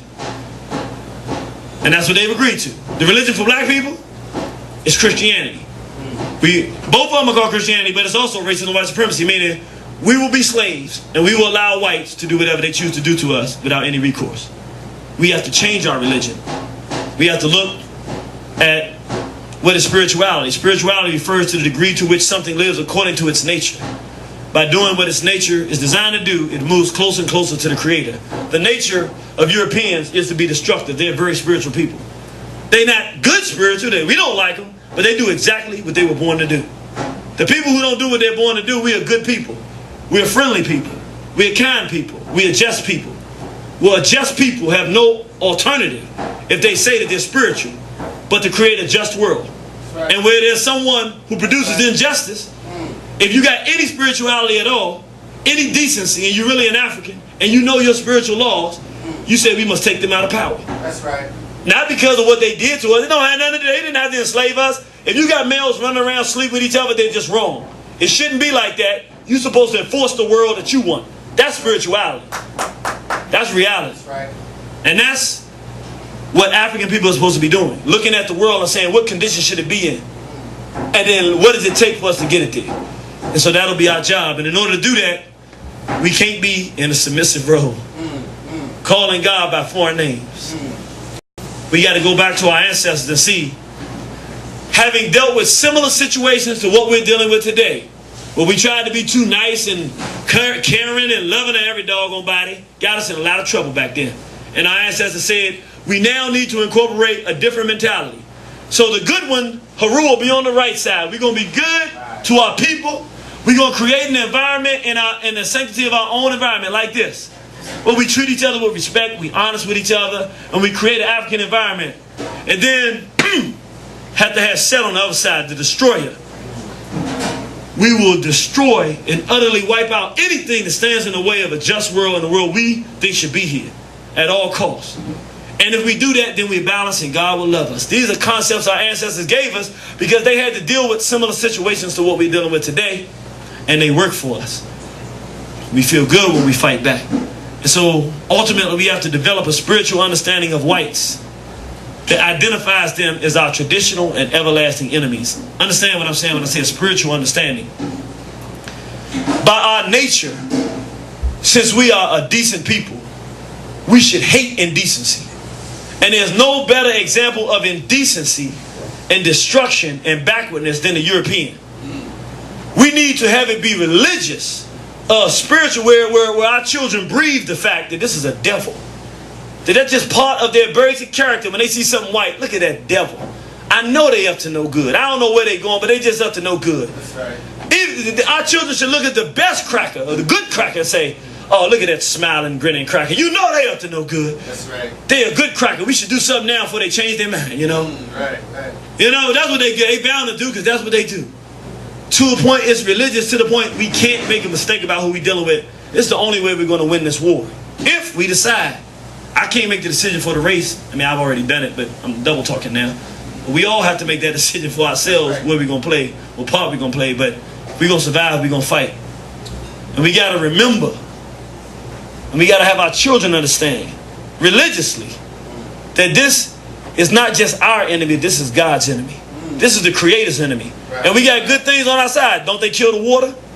That's right. Pollute the water. Who make the water? God, right? Right. Don't they kill the trees? Yes, sir. Don't they kill the fish? That's right. They kill a fish in the sea. The fish all the way out in the doggone sea. How do you get out to the middle of the sea to kill a fish? Right. I mean, this cracker is, I'm killing he's killing everything. Right. Well, if you just, it don't matter if he kills you yet. Why would you stand by and let him kill the Native American? Then go out and bomb the Asian. Then go out and kill the Hispanic, rape him and destroy him so much that the Native American that now he's a Hispanic. How you rape somebody into a new race? Right. And we stand idly by, that don't make us a just people. Since we got to fight them anyway, we need to start thinking that way. Right. Instead of thinking about, well, I mean, we do got to defend ourselves. Forget defend ourselves. Of course we got to defend ourselves. That's natural and instinctive. But our job should be to take power from the European. And lastly, politics, science of developing influence. We right at the end, brothers and sisters. We talking about politics, the science of developing influence. This is a very simple thing, but it's very sophisticated. As we're educating our children, we need to understand something. I'm not talking about just what we call a politician. You always need people who can get the agreement of other people. You always need people. Sometimes you have a situation, everybody's on a different side of the equation, and you can bring one person in that just has an ability to pull people to their side. Most times, if you study children when they're young, you can see who that person is. They have charisma, charm. They're very good natural psychologists. They look at everybody and see what everybody needs to hear and know. They just have a knack for it. When we're developing our children, educating them, we shouldn't just be raising children. Not only should the children's job be to figure out what they're going to do well, who better to determine that than people who know what we need to have done as adults? We should be looking for them, and we should be identifying the children who can gain favor, who can influence people, and then we should be making them our politicians. Even if it's not a politician in a political position, when it's time for people to go talk to somebody and get people on board with something, we know who to do it. And they get paid for to do that because that's what they do well, and they would love it. Because as long as they agree with the platform and the agenda, it will be what they do. They get people on board. We don't do this. We don't understand the sophistication of politics and how important it is to study people and analyze our situation and use everything in our power in our best interest. There are voices out there. Malcolm X was a prime example. He could just speak and you just start agreeing with him. If Martin Luther King, God forbid, he'd have been on the right side. If that wasn't a talkingest dude, I mean, look, I don't like nothing he had to say. But God forbid, I mean, even now when I hear him talking that song, singing them songs, that's a silly song, but it sounds so good. I mean, that man could talk. If we could take that type of energy, and those people were dedicated to this race war that we're in, we win. Because they could get everybody to agree that we got to do it. And once everybody agree that we got to do it, everybody don't have to do it. It just means we don't have people in the way trying to stop it, and people will do what they do. So some people make food, they'll make food for this revolution, for this change. Some people sew garments, they'll sew garments. Some people influence people. Some people influence and bring us more people. Some brothers out here just head cracking and head bangers. They don't know how to do nothing else. You need head bangers. Everybody can do that. Some women are just beautiful. Come be beautiful. I like being around beautiful black women. Well, all women that are beautiful going to be black to me. But that's my opinion. But it's also something I know. I love being around beautiful black women.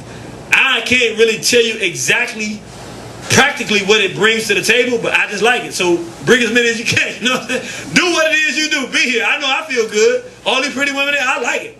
I wish there was some more brothers in here because we all fighting the war, but I'll deal with a bunch of sisters. I ain't no problem with that. So I'm saying that to say everybody can do their job. We need to identify these jobs. We need to start grooming black youth with charisma and charm to be the spokespeople for the African community. Right. Very important. Yes, sir. And lastly, as we round it out, we remember, why did we do a course, Racism, White Supremacy? We did it because we're in a race war. That's what it is, a race war. And we did it because we need to understand on a fundamental, simplistic level how the war operates and how it's being waged against our people. And where we start in waging war back. You saw some of the videos that we did with entertainment. They do that and we fight back. That's what a war is. They want to impose their will, we want to impose our will. We got to stop being so defensive. One thing I've learned is that in a fight, in a good one, you better be offensive and defensive. I want you to imagine Muhammad Ali at his best. There's one rule I would need, and I could have beat him at his best. One rule. Tell him that he can't swing at me. I mean, at his prime, put me in the ring with Muhammad Ali, and he can't swing, I can beat him. He can stand there and defend himself. Yeah, he quick. How long he gonna stand around for 12 rounds? I can't fight like Muhammad Ali. But you give me 12 rounds, I'm gonna connect a few times. You already know he's not gonna connect because he can't punch. He's going to lose. We cannot be a defensive people sitting around talking about we're going to try to defend ourselves and win a war against an offensive monster. He has to be able to have to defend himself too. Give him some time to have to defend himself. He ain't got as much time to be beating up on us. It's got to be a two-way war. And so, if we don't want to end up like some groups of African people in the past, like the Native American, like what they intended to do to the Asians and what they're doing with the Arabs, if we don't want to see each of these groups systematically exterminated off this planet one by one, then we need to accept the fact. When we said the topic today was war, it really is war. When people think war, they think tanks, but long before the tank came out, they understand it was some nerdy white boy who came up with the technology that led to a tank being built. Some old nerd white boy wouldn't fight nobody, but he did his part. What we need to be doing is engaging on every level of our people activity. But in order to do that, we have to determine, honestly, what our objective is. The problem with black people, we've never had the correct objective holistically. So I'm going to state the correct objective today. You know the objective. The correct objective is to bring a permanent resolution to the racial crisis that exists with the white race, which means to eliminate the white race from this equation entirely. Yes, sir. That is the objective. Some people, oh, but then we wouldn't be able to run the world. Well, I guess we have to learn again. That's right. Who cares? I don't want to hear nothing from no Negro about all the consequences or nationalists of what happens when there are no more whites. I don't care. Once that's done, that'll be your problem to do. My job will be done. What I will know is that they won't be exterminating you. That's right. That's right. One of us ain't gonna make it. The way they doing it, the red man ain't make it. They about to go to Africa and do the same thing they did to the red man. Look at that African. They gotta say the black man ain't gonna make it. Then after us, the Asian ain't got nobody to line to be the Asian. That yellow man ain't gonna be able to fight all by himself. That's right. And then they gonna go and get rid of the Arab, his brother. You know, cracker don't want a sand cracker around. And then who knows? Maybe after they killing everybody else, they kill each other. I don't know. Why would that be relevant to us? Right. Since the way they going, they gonna kill each other anyway. I mean, I believe that we should be good to white folks sometimes. They want to exterminate themselves. I mean, I'm not gonna stop them. You know, I mean, I think that it's a good solution for them. In all seriousness, it is the only solution. That's right. Because we've been playing this game for a couple thousand years now, and it has not worked. There is no other resolution. Ain't no, let's put them on an island. Fool, they was on a damn island before they came to Africa with them boats. That's right. We keep playing games with it. It's not our decision. They made their own decision. They decided they wanted to start a full race war with Africa's chosen people, the first people God put on this planet. Well, then our resolution should be, bad decision, you lose. That's right. Everybody is not capable of physically exterminating them, but you don't have to. There are those of us who would be very happy to do that part of it. Others of us need to engage wherever you are. If it's educating our people about their history, if it's teaching our people what they need to know, if it's being a politician and helping black people, if it's getting money for our communities, I don't care what you do as long as it's helping our people. But ultimately, all of us have got to quietly, in the calm of our own time, sit back, relax, take a deep breath, and say, the best resolution to this problem, the trees dying, the air dying, people on the planet dying, fishes in the sea dying. I know fish is plural, but I say fishes because crackers kill them so much, I got to put an ES on it, you know what I mean? Just get rid of the crackers, and I think any other problems that we have will be minor. That's the solution. Y'all know some people that's watching this DVD right now hear people clapping going, oh my God, it's horrible! Ain't as horrible as about to happen to us if we don't do it. That's right, right. And so we're going to give homework. I know you said it's the last class, how you going to give homework? Because I like giving homework. You know, teachers used to give me homework and I used to hate it. So now I got a chance to do it, so I'm going to give the homework to other people. I'm being a cracker today. I'm just being funny, no. And again, the homework is really, the purpose of it is for you to think for yourself. You don't have to go with what I've told you, even though I think that most of the things that we've discussed, if you don't agree with them wholeheartedly, at least they lead you in the right direction and way of thinking. First, you want to answer the question, what did you think of whites before this course as opposed to what you think of them now? The object of the course is to get you to the last one. So I got to take each step along the way, because if I had started the first course like this, it wouldn't be nobody in here today. And as slow as we walk, there's still not as many people you think should be here. So we want to ask the question, where did you start? How you felt about your white folks? How you feel about your white folks now? What do you think about black people who intentionally side with whites in this war? I think that's a very relevant question. I want you to answer that for yourself, because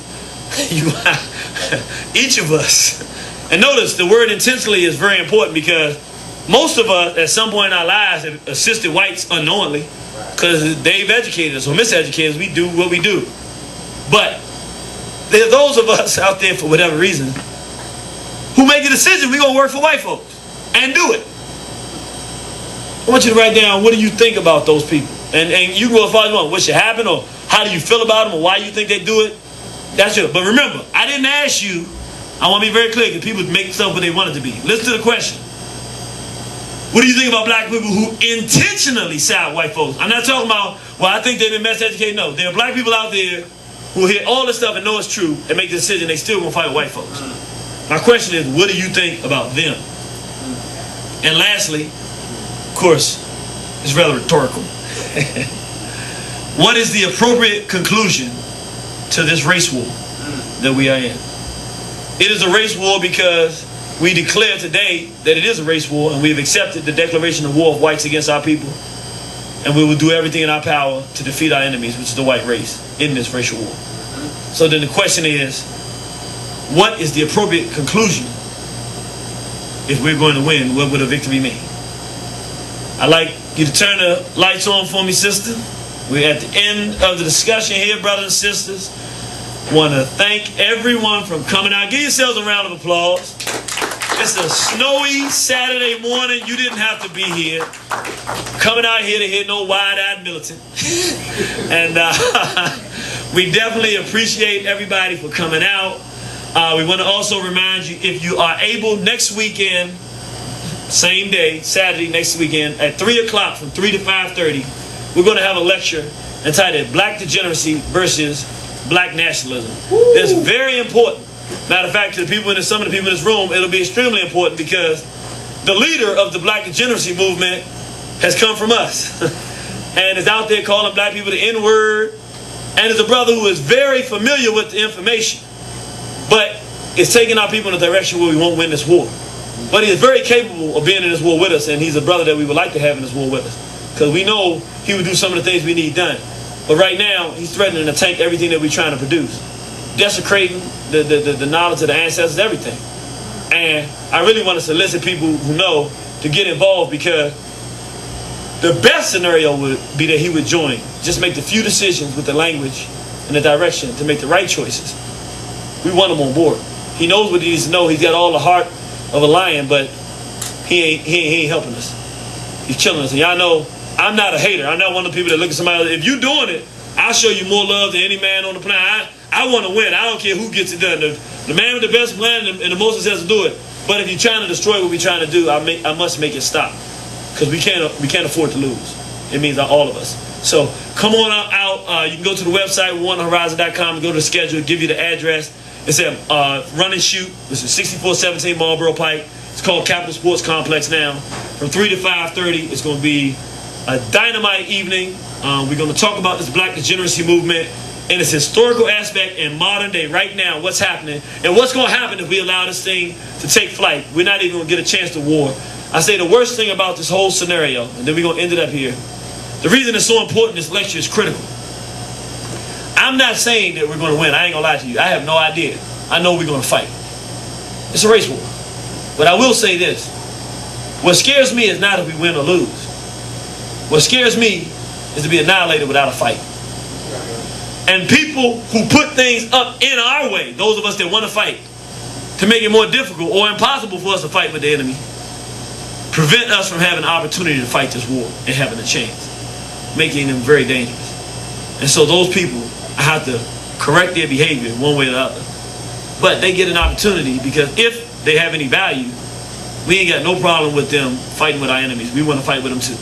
And they can fight their own battle the way they want to do it. They just can't impede our warfare, the way that it has worked throughout the ages. It hadn't changed.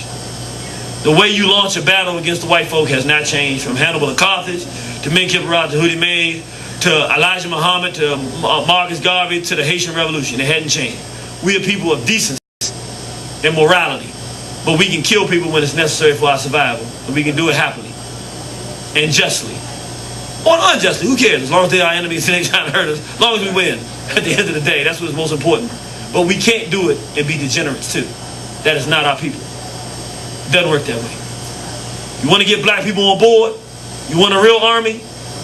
Operate with some level of character, some level of honesty, some level of class. Then we can wage this war. Those are the basic parameters. And so we want to see you out if you can make it out next weekend. And I want to remind you we have some stuff in the back. Not stuff. How can I call it One Horizon material stuff? And before I finish, I want everybody, can somebody give me could you bring me a packet up here, sister? I want y'all to see this, because everybody these are free. Make sure you get one before you leave, but I gotta let you see just what it's like. I got my team here. Please give this brother, this is Brother Njama. Please give him a round of applause. This brother went to college, and man, I'm telling you, he really went to college. Now, I went to college, but you can't tell with my vocabulary. I be talking to this young brother, he said, you know, surreptitiously, this, and I be like, I have to always stop him and say, hold on, wait a minute. What does surreptitiously mean? He's a real college graduate. But the young man dedicates his time as part of the War and Horizon team for free. He's been in professional media, working at news stations, has left there since then, is doing his own work now, and actually for free of charge has produced the things. How many people saw the Nat Turner Rising? Actually saw the video. He produced that. He took it a whole nother level. You haven't seen it yet. For the people who have seen the media, what he did was outstanding, and this is the kind of thing he's bringing, and he's doing it all for free because he loves the work that's being done. So let's give him another round of applause. We appreciate it. Also, my sister Naisha, this is the administrator. Can we give her a round of applause? This is the One Horizon administrator. Now, this is it. We're going to end with this. But you're going to have to love this. One Horizon, you got to love it. Now, my mother said, you know, you use too many terms. You need to have... Oh, matter of fact, we got to give my mother a round of applause, too. We love mommy, don't we? Ain't nothing like a black mother. Said, you need to have a... glossary of terms. You be using up terms and giving definitions and everything like that, right? So in my mind, I said, you know what I'm gonna do?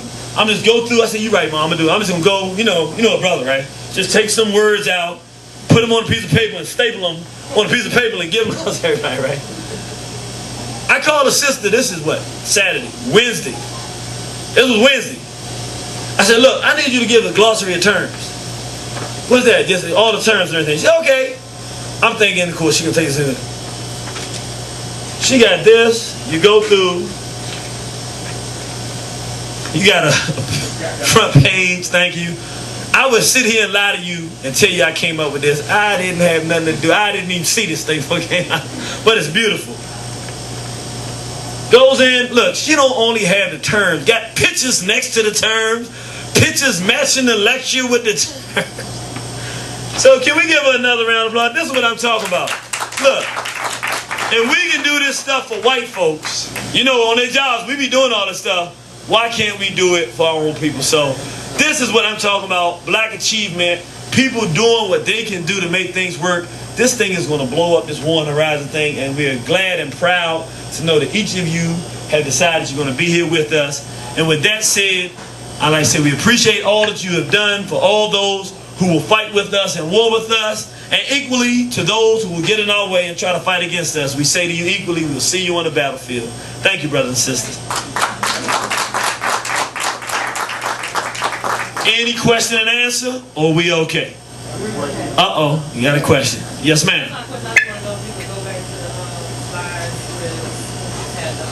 Homework? Okay. Yes, ma'am. See, y'all see the prize student. You see that, right? That's student number one. She said, if one thing she didn't get down, she didn't move, she said, go on back now. Anybody else? Yes, sir. My question is something that just happened recently. What is your opinion? Would you call this mock a martyrdom by taking out 4 cops? Or would you just say he did because of his being oppressed or whatever? The brother asked a question about the brother that killed the 4 police officers very recently. I'm going to say it like this. I don't know the circumstances well enough to make a judgment on the particular case. What I'll say is this. Standing in this warfare where I'm standing here and knowing what police mean to black people, it's always a good night when I hear some police officers been killed. So it don't matter who they were or what the reason were. But in particular, I can't speak on the particulars of the case because I don't know. They done said a lot of slanderous things about the brother. I don't know if they're true or not, which might just make him a criminal. I don't know. At the end of the day, it's 4 dead cops. I don't care why they did. They just did, and that's good for us. And even if it wasn't done for the right reason, it sends the right kind of message because police get away with incredible acts of brutality of black people. It's always good when somebody, no matter what the reason is, shows that they're not gods and that they can catch slugs too. Because ultimately, as we begin to build and snowball with this movement, we're going to have to deal with them, and we're going to need people to have precedence of what to do with police officers when they get out of line. So I like it. Yes, sir. Well, the brother had to know they were going to take him out after he did it. But he did it anyway because I guess there was something welling up inside and said, I had to do this. Now, if any one of the warriors that sits in this class had to be in that situation and they do the same thing, would you say that was martyrdom, or would you say that's just an act of a revolutionary taking out his enemy? I would say if we were like the Palestinians, it would be martyrdom. The problem we have in our community, I've seen a lot of cases. A case in D.C. There's a brother who had gotten raped in prison. He was so mad at police because he didn't really, I guess he didn't feel like he did anything, and they had been setting him up and they got him brutalized. He'd been through so much, and he wrote a letter of why he was going to start taking out police officers and what they had made happen in his life to him unfairly. And he went around and started shooting police officers. The problem we have is that we don't document these cases and then keep them alive. That's what it takes to create a martyr.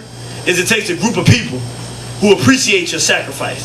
So what happens outside of that, all you have, like you said, is a revolutionary who may be right, who does an act of revolution, but it doesn't have the type of impact it's supposed to because you don't have an organized system to document the heroes, to tell people that these are heroes, and then to keep the memory alive of the person who does that. And so that's a good point. Part of what War on the Horizon is going to do. When you see the ancestors that we celebrate and put before you, consistently, we are trying to put before you the people who gave the greatest sacrifice and who we want our people to emulate. So that when these type of situations begin to occur and we know who these people are, and these are acts of revolutionary warfare, every time you come to one of these, they'll be incorporated into it. And these names that are forgotten in time, these brothers who have made sacrifices and have been forgotten, will become, and sisters too, will become remembered, and people that our children and our people emulate their courage. Anybody else? All right, well, we did great on our time, and thank you for coming out. See you on the battlefield.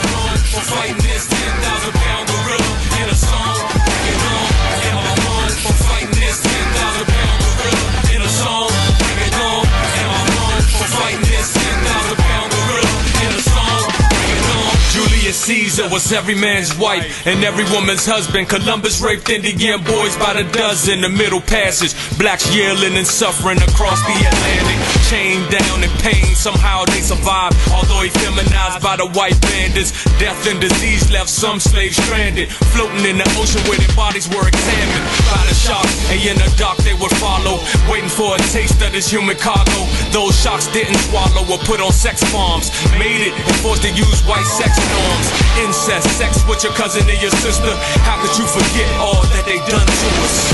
Am I wrong for fighting this 10,000-pound gorilla in a song? Bring it on. Am I wrong for fighting this 10,000-pound gorilla in a song? Bring it on. Am I wrong for fighting this 10,000-pound gorilla in a song? Bring it on. Am I wrong for fighting this 10,000-pound gorilla? You can walk into the temples and see the beautiful stories of the black queens and goddesses and black gods and immaculately conceived children and all these Dakar and the Bible. You don't get to see none of that first. Our ancestors like a book. They got an introduction and a preface. Say, look, before you go all the way into that, if you want to be able to enjoy the beauty of your spirit and your person, first you got to crack the heads of your enemies and keep your nation safe. Because if you don't utterly annihilate your enemies, then you won't have an inside to come in and see. So if you want to be beautiful like you say, if you want that internal spirituality, first you got to bang it. You got to bang. That's what the guys out in the west side California, when they go out killing and murdering, you got to go bang, man. The ancestors used to bang too, but they didn't go around killing each other.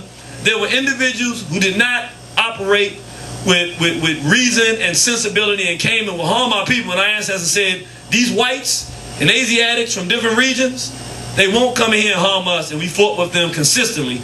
And our ancestors wanted to make sure we understood. That is spirituality. I'm going to go, the student, the king, goes before God with his enemies destroyed. And then God said, I love you now, son. That's right. That's spirituality. That's war. The object of war is to defeat your identified adversary. Whites are very clear about war. They make it very clear in their artwork. They let you know, you see them holding up their flags of victory. They know what they're doing. They made us forget. In a war, your object is not to be friends or make friends or integrate or nothing. You're trying to beat somebody and win. That's right. And then, of course, the next question is, what happens after you win? Well, all depends on what set of standards you're operating by. There was one man, long time ago, named Min Kibarat Hootie Mays. His idea, he decided he wanted to go to war. It wasn't even a time of war. They had already defeated the Europeans, the Asiatics. He decided, though he was sick of them coming for thousands of years into our land, he would take war to them, take their land, make it his, and then those that he didn't kill, he would make them worship the black god so that maybe he could instill some sense or idea of decency in them, and then send them back to their land worshiping black gods and goddesses. So his idea was, I'm going to kill my enemies, and those I don't kill, I'm going to make them worship black people so they don't come down here and mess with my people no more. And that was his idea. Other times, our ancestors showed us on the walls. They would capture those that tried to destroy us, and they would be prisoners of war. And they would march them out, and the penalty would be, you can't live amongst us. We live in such a beautiful place that just to send you back to the desolate regions of your homeland, having lost, that's bad enough for you. And other times we see here Ramesu. Y'all remember Medina Hapusi? I got some Kemet New Know Thyself folks in here. So they're not going to be scared when they hear this stuff because they've seen it and they know I'm not making this up. I'm not picking stuff off the sides of temples. This is where Ramesu III said, look, go, I want to make sure y'all out there fighting these battles when he was fighting the Asiatics, the sea people. And he said, look, go out there and bring me back their left hand. And that's how the soldiers got paid, and he could tell that they were out there warring and not messing around, you know. And so some of the soldiers would come back.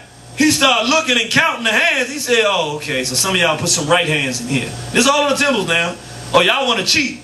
So he said, okay, I don't want no more hands then. I know something that the enemy only has one of. Go cut that off and bring it back since you want to play games. And they had to cut the phallus off and throw that in the bucket. So what we see here is that under Ramesu, to fight a battle against black people meant death. Now we go with the mental side thing there because Brother Baruti, you know. Then we just going to go all the way there with it. Look, we just going to do it's a Baruti County evening. And just in case you say, well, the only person you like is Brother Baruti, no, we're going to throw something old or something new. Thank you. Yeah, that's right. David Walker. See, she let her book out. Marcus Garvey said, never loan out your books. Right. Your favorite book because you'll never get them back. And then you got it back, see? All right. Here you go. All right, thank you. Got one more. It's only one more person. She should already know. Only got one more person that's been at all of the lectures. That's been, come on up here, sister. Let's give her a round of applause. That's right. That's right. She been at all 5. Now make sure, please tell me I spelled that right. You know, I read your handwriting off the thing. If I spelled it wrong, I'm about to let you see me right, about to take and put some blame on somebody else, right? This is for our sister here. Natasha Renee has successfully completed all 5 consecutive War on the Horizon syllabus classes. Congratulations, welcome to the Warfront. Let's give her a round of applause. And let me tell you, in addition to doing that, this is the prize War on the Horizon first course. This is the prize student here. That's right. Her write-ups and homework is so good that I've kept them. I need to let you know now so nobody can say I didn't make this clear.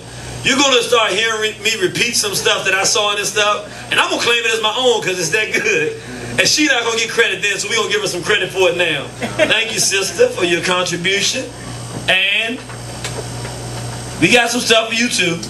I would never give... Oh, you got to be kidding me. Oh. How about that? My Richmond family. Isn't this beautiful? Well, it's wartime, you know it's only going to be a few, right? When they went to the woods, there was only a few. Well, my sister also gets a copy of Kabuka. You know, I learned that it's against black nationalist law to give one person a complimentary copy of Kabuka, and then if another person did the same thing, don't give them one, it'll start a fight. So we made sure that both sisters got a copy of Kabuka. We got our Robert F. Williams book, Negroes with Guns. We got one of the shortest but most powerful books ever written, The Psychopathic Racial Personality by Bobby Wright. And of course, we got the Landmine. Come on, y'all got to clap it up for this here. She gets the Black Bible. She's an African nationalist religious sister. She believes in the spirit of the ancestors, so the destruction of black civilization. You're welcome. Thank you.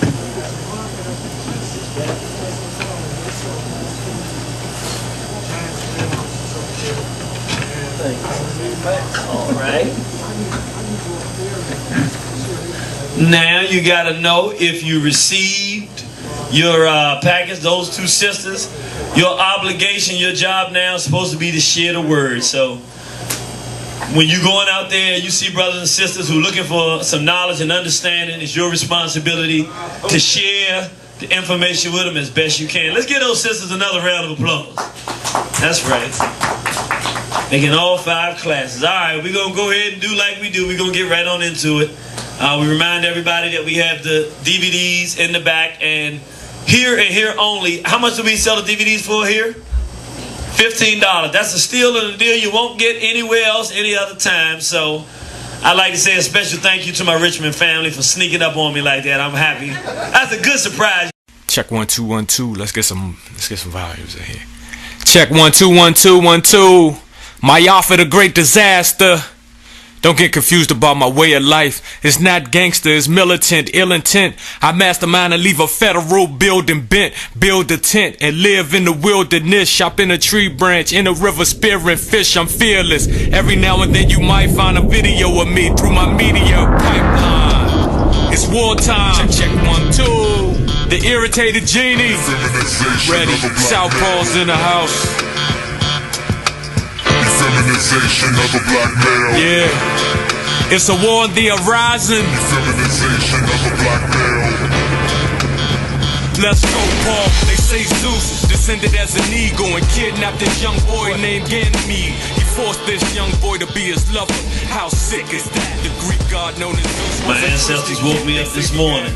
They said, son, you do know what time it is, don't you? I said, what time is that? They said it's wartime, so welcome to the war front. How you doing, brothers and sisters? All right, it's wonderful to see you. This is the last installment of the Bookman Call, sponsored by War on the Horizon, Racism, White Supremacy course, 101. How have you all enjoyed the classes so far? Very good, very good. All right, well, without any further ado, I got to take care of first business first. I want Sister Naisha to come on up front. I know she, why you want to get me come on up here? Now, I want everybody to take a look at your package, the green package, the glossary of terms. I asked the sister to do just a glossary of terms because we use a lot of terminology in here. Do you see what she produced? I'm thinking we're going to get a little packet of papers with some staples on, you know, see, that's how to look if I'd have gave it to you. There'd been some definitions with a staple in the corner at the top level, even 3 staples down so that if you grab it too wrong on the back, it'll cut your fingers. You know what I'm talking about, but not our sister here.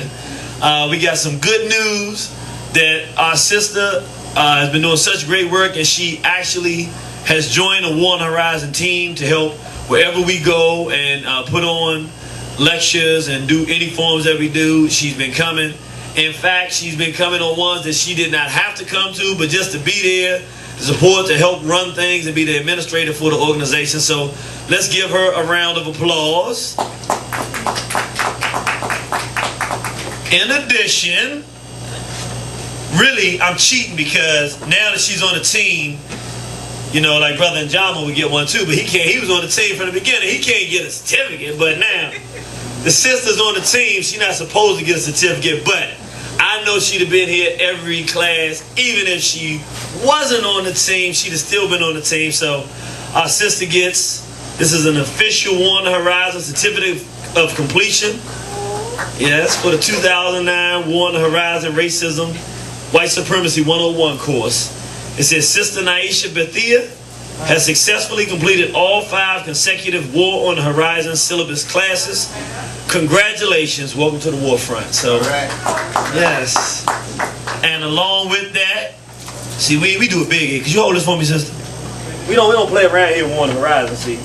She also gets complimentary copy of Brother Barudi's book, Homosexuality and the Feminization of African Males. That's it. Can't just have just one Barudi. You know, they're good surprise and bad surprise. That's a good surprise. Yeah, we had the DVDs are $15 and the Genocide, which is normally $35, is $25. So you get a $10 discount off all the DVDs. We also have our classes in the back, so if you want them each, and if you want to, you can wait, because what we're going to do, this is our 5th class. This course, we're going to, you know, it's a lot of technology out there. Now they're selling DVD cases that hold 5 in a case or 7 in a case. So we actually going to sell it as a set for $50. You get 5 whole classes for $50. That's $10 a piece. And you can order them off the net, or you can get them live when you come out to hear us speak. So we're going to put them all together. But for right now, the 4 that we have available are available in the back for $10 a piece. These are some of the things. Everybody in here knows what we do. So we're going to move on past that part. We're going to say the name of the organization is War on the Horizon. This particular DVD, how many people were at the Nat Turner Day? Nat Turner Day, okay. Yeah, y'all, so y'all know I tell people, it is forbidden to sell somebody Nat Turner Horizon if they haven't bought or watched any other War on the Horizon products, because they might not come back, so we don't want to scare them away. So that's for the intermediate folks. All right, and this is the Bookman Calls Institute, where the objective of the Institute and what we're trying to do, we are in a war for our survival, and we'll talk about if we're actually in a war or not, but the bottom line is that our survival as a race of people is being threatened, and the only thing that we can do if we're intelligent and courageous is to fight with those who are fighting with us. And so the Bookman Calls Institute, we know that Boukman Dutty was the father of the Haitian Revolution. They had a sister who had to pick who would be the leader, and she was the spiritual elder, and she picked Boukman Dutty, and she picked right. And the brother said that the whites had 2 choices in Haiti. They had to leave or die. And he didn't care which one they picked, so he preferred them to choose the latter. So our ancestors won that war, and so we say in the name and in the spirit of our ancestors then, we are in a similar situation worldwide that the Haitians and all our people have been through during slavery, and now we must begin to reclaim the spirit of those who have fought for our people in the past. So we're going to get right on into this. If you can hit the like for me, sister, thank you. This picture I always use when we talk about all the areas of people activity. There's a brother by the name of Neely Fuller. Most people here are familiar with him. And one of his students, Dr. Francis Cress Wellesley, who teach our people about racism and white supremacy and been doing it for over 30 years now. Maybe longer than that. And the brother Neely Fuller said he was in the army, or in one of the forces, and he was sitting on a hill one day, and he was like, it just came to him as he was sitting there thinking and pondering. He said, you know, this cannot happen by accident the way the world is in, the condition that the world is in. It's not by accident. Somebody had to, in order for, some Bobby Wright said, everywhere you find black people and whites in close proximity, whites are dominating, controlling the lives of black people wherever they are. He said it breaks all known laws of probability. That would not happen. It would be, you know, someplace they rule, someplace we rule, unless it's intentional and it's systematic. Right. And so he began to think through, Brother Neely Fuller began to think through the system and say, okay, this is a systematic system. How does it work? and then put it together in very layman, simple terms for our people to understand, and then begin to give us a breakdown of the system that's working against us. And so he came up with 9 areas of people activity, and we added 1 extra one, health. And so that's 10 areas of people activity. Most of the things we do, including what we're doing here today, fall in one of these 10 categories: economics, education, entertainment, health, labor, law, politics, religion, sex, and war. These are the 10 areas of people activity. And so in this course, we've tackled all of them, even though we didn't specifically tackle entertainment, which we will tackle in a 3-part series in March, because it's one of the most important, because it's one that gets the most bang for its buck. Meaning, when whites want to disturb and confuse African people, there's no quicker, faster way that they can do it and more effective than something that we do every day, which is entertain ourselves through television, video games, music. This is a 24-hour day, 7-day-a-week type of warfare with entertainment that's coming on. And so for our people to understand that we need an intense course, slowly, as we can methodically go through what entertainment is, what is the structure of it, what is it intended to do, how does it work, and how can you understand what you're looking at so that it doesn't have an impact on you. And we're going to do that in March. So make sure you come on out to that 3-parter. It's going to be something the world has never seen. So let's talk about our last discussion here. We went through all of the other areas of people activity, and now we're talking about war. Why do we say war for last? Well, let's see. What is war, first of all?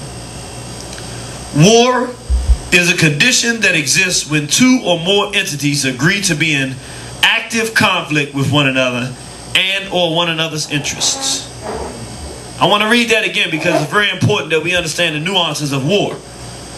A condition that exists when 2 or more entities agree to be in active conflict with one another and or one another's interests.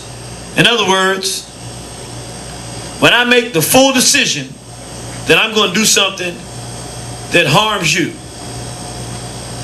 and you make the full decision that you're not going to allow it to happen, and instead you'll do something to harm me,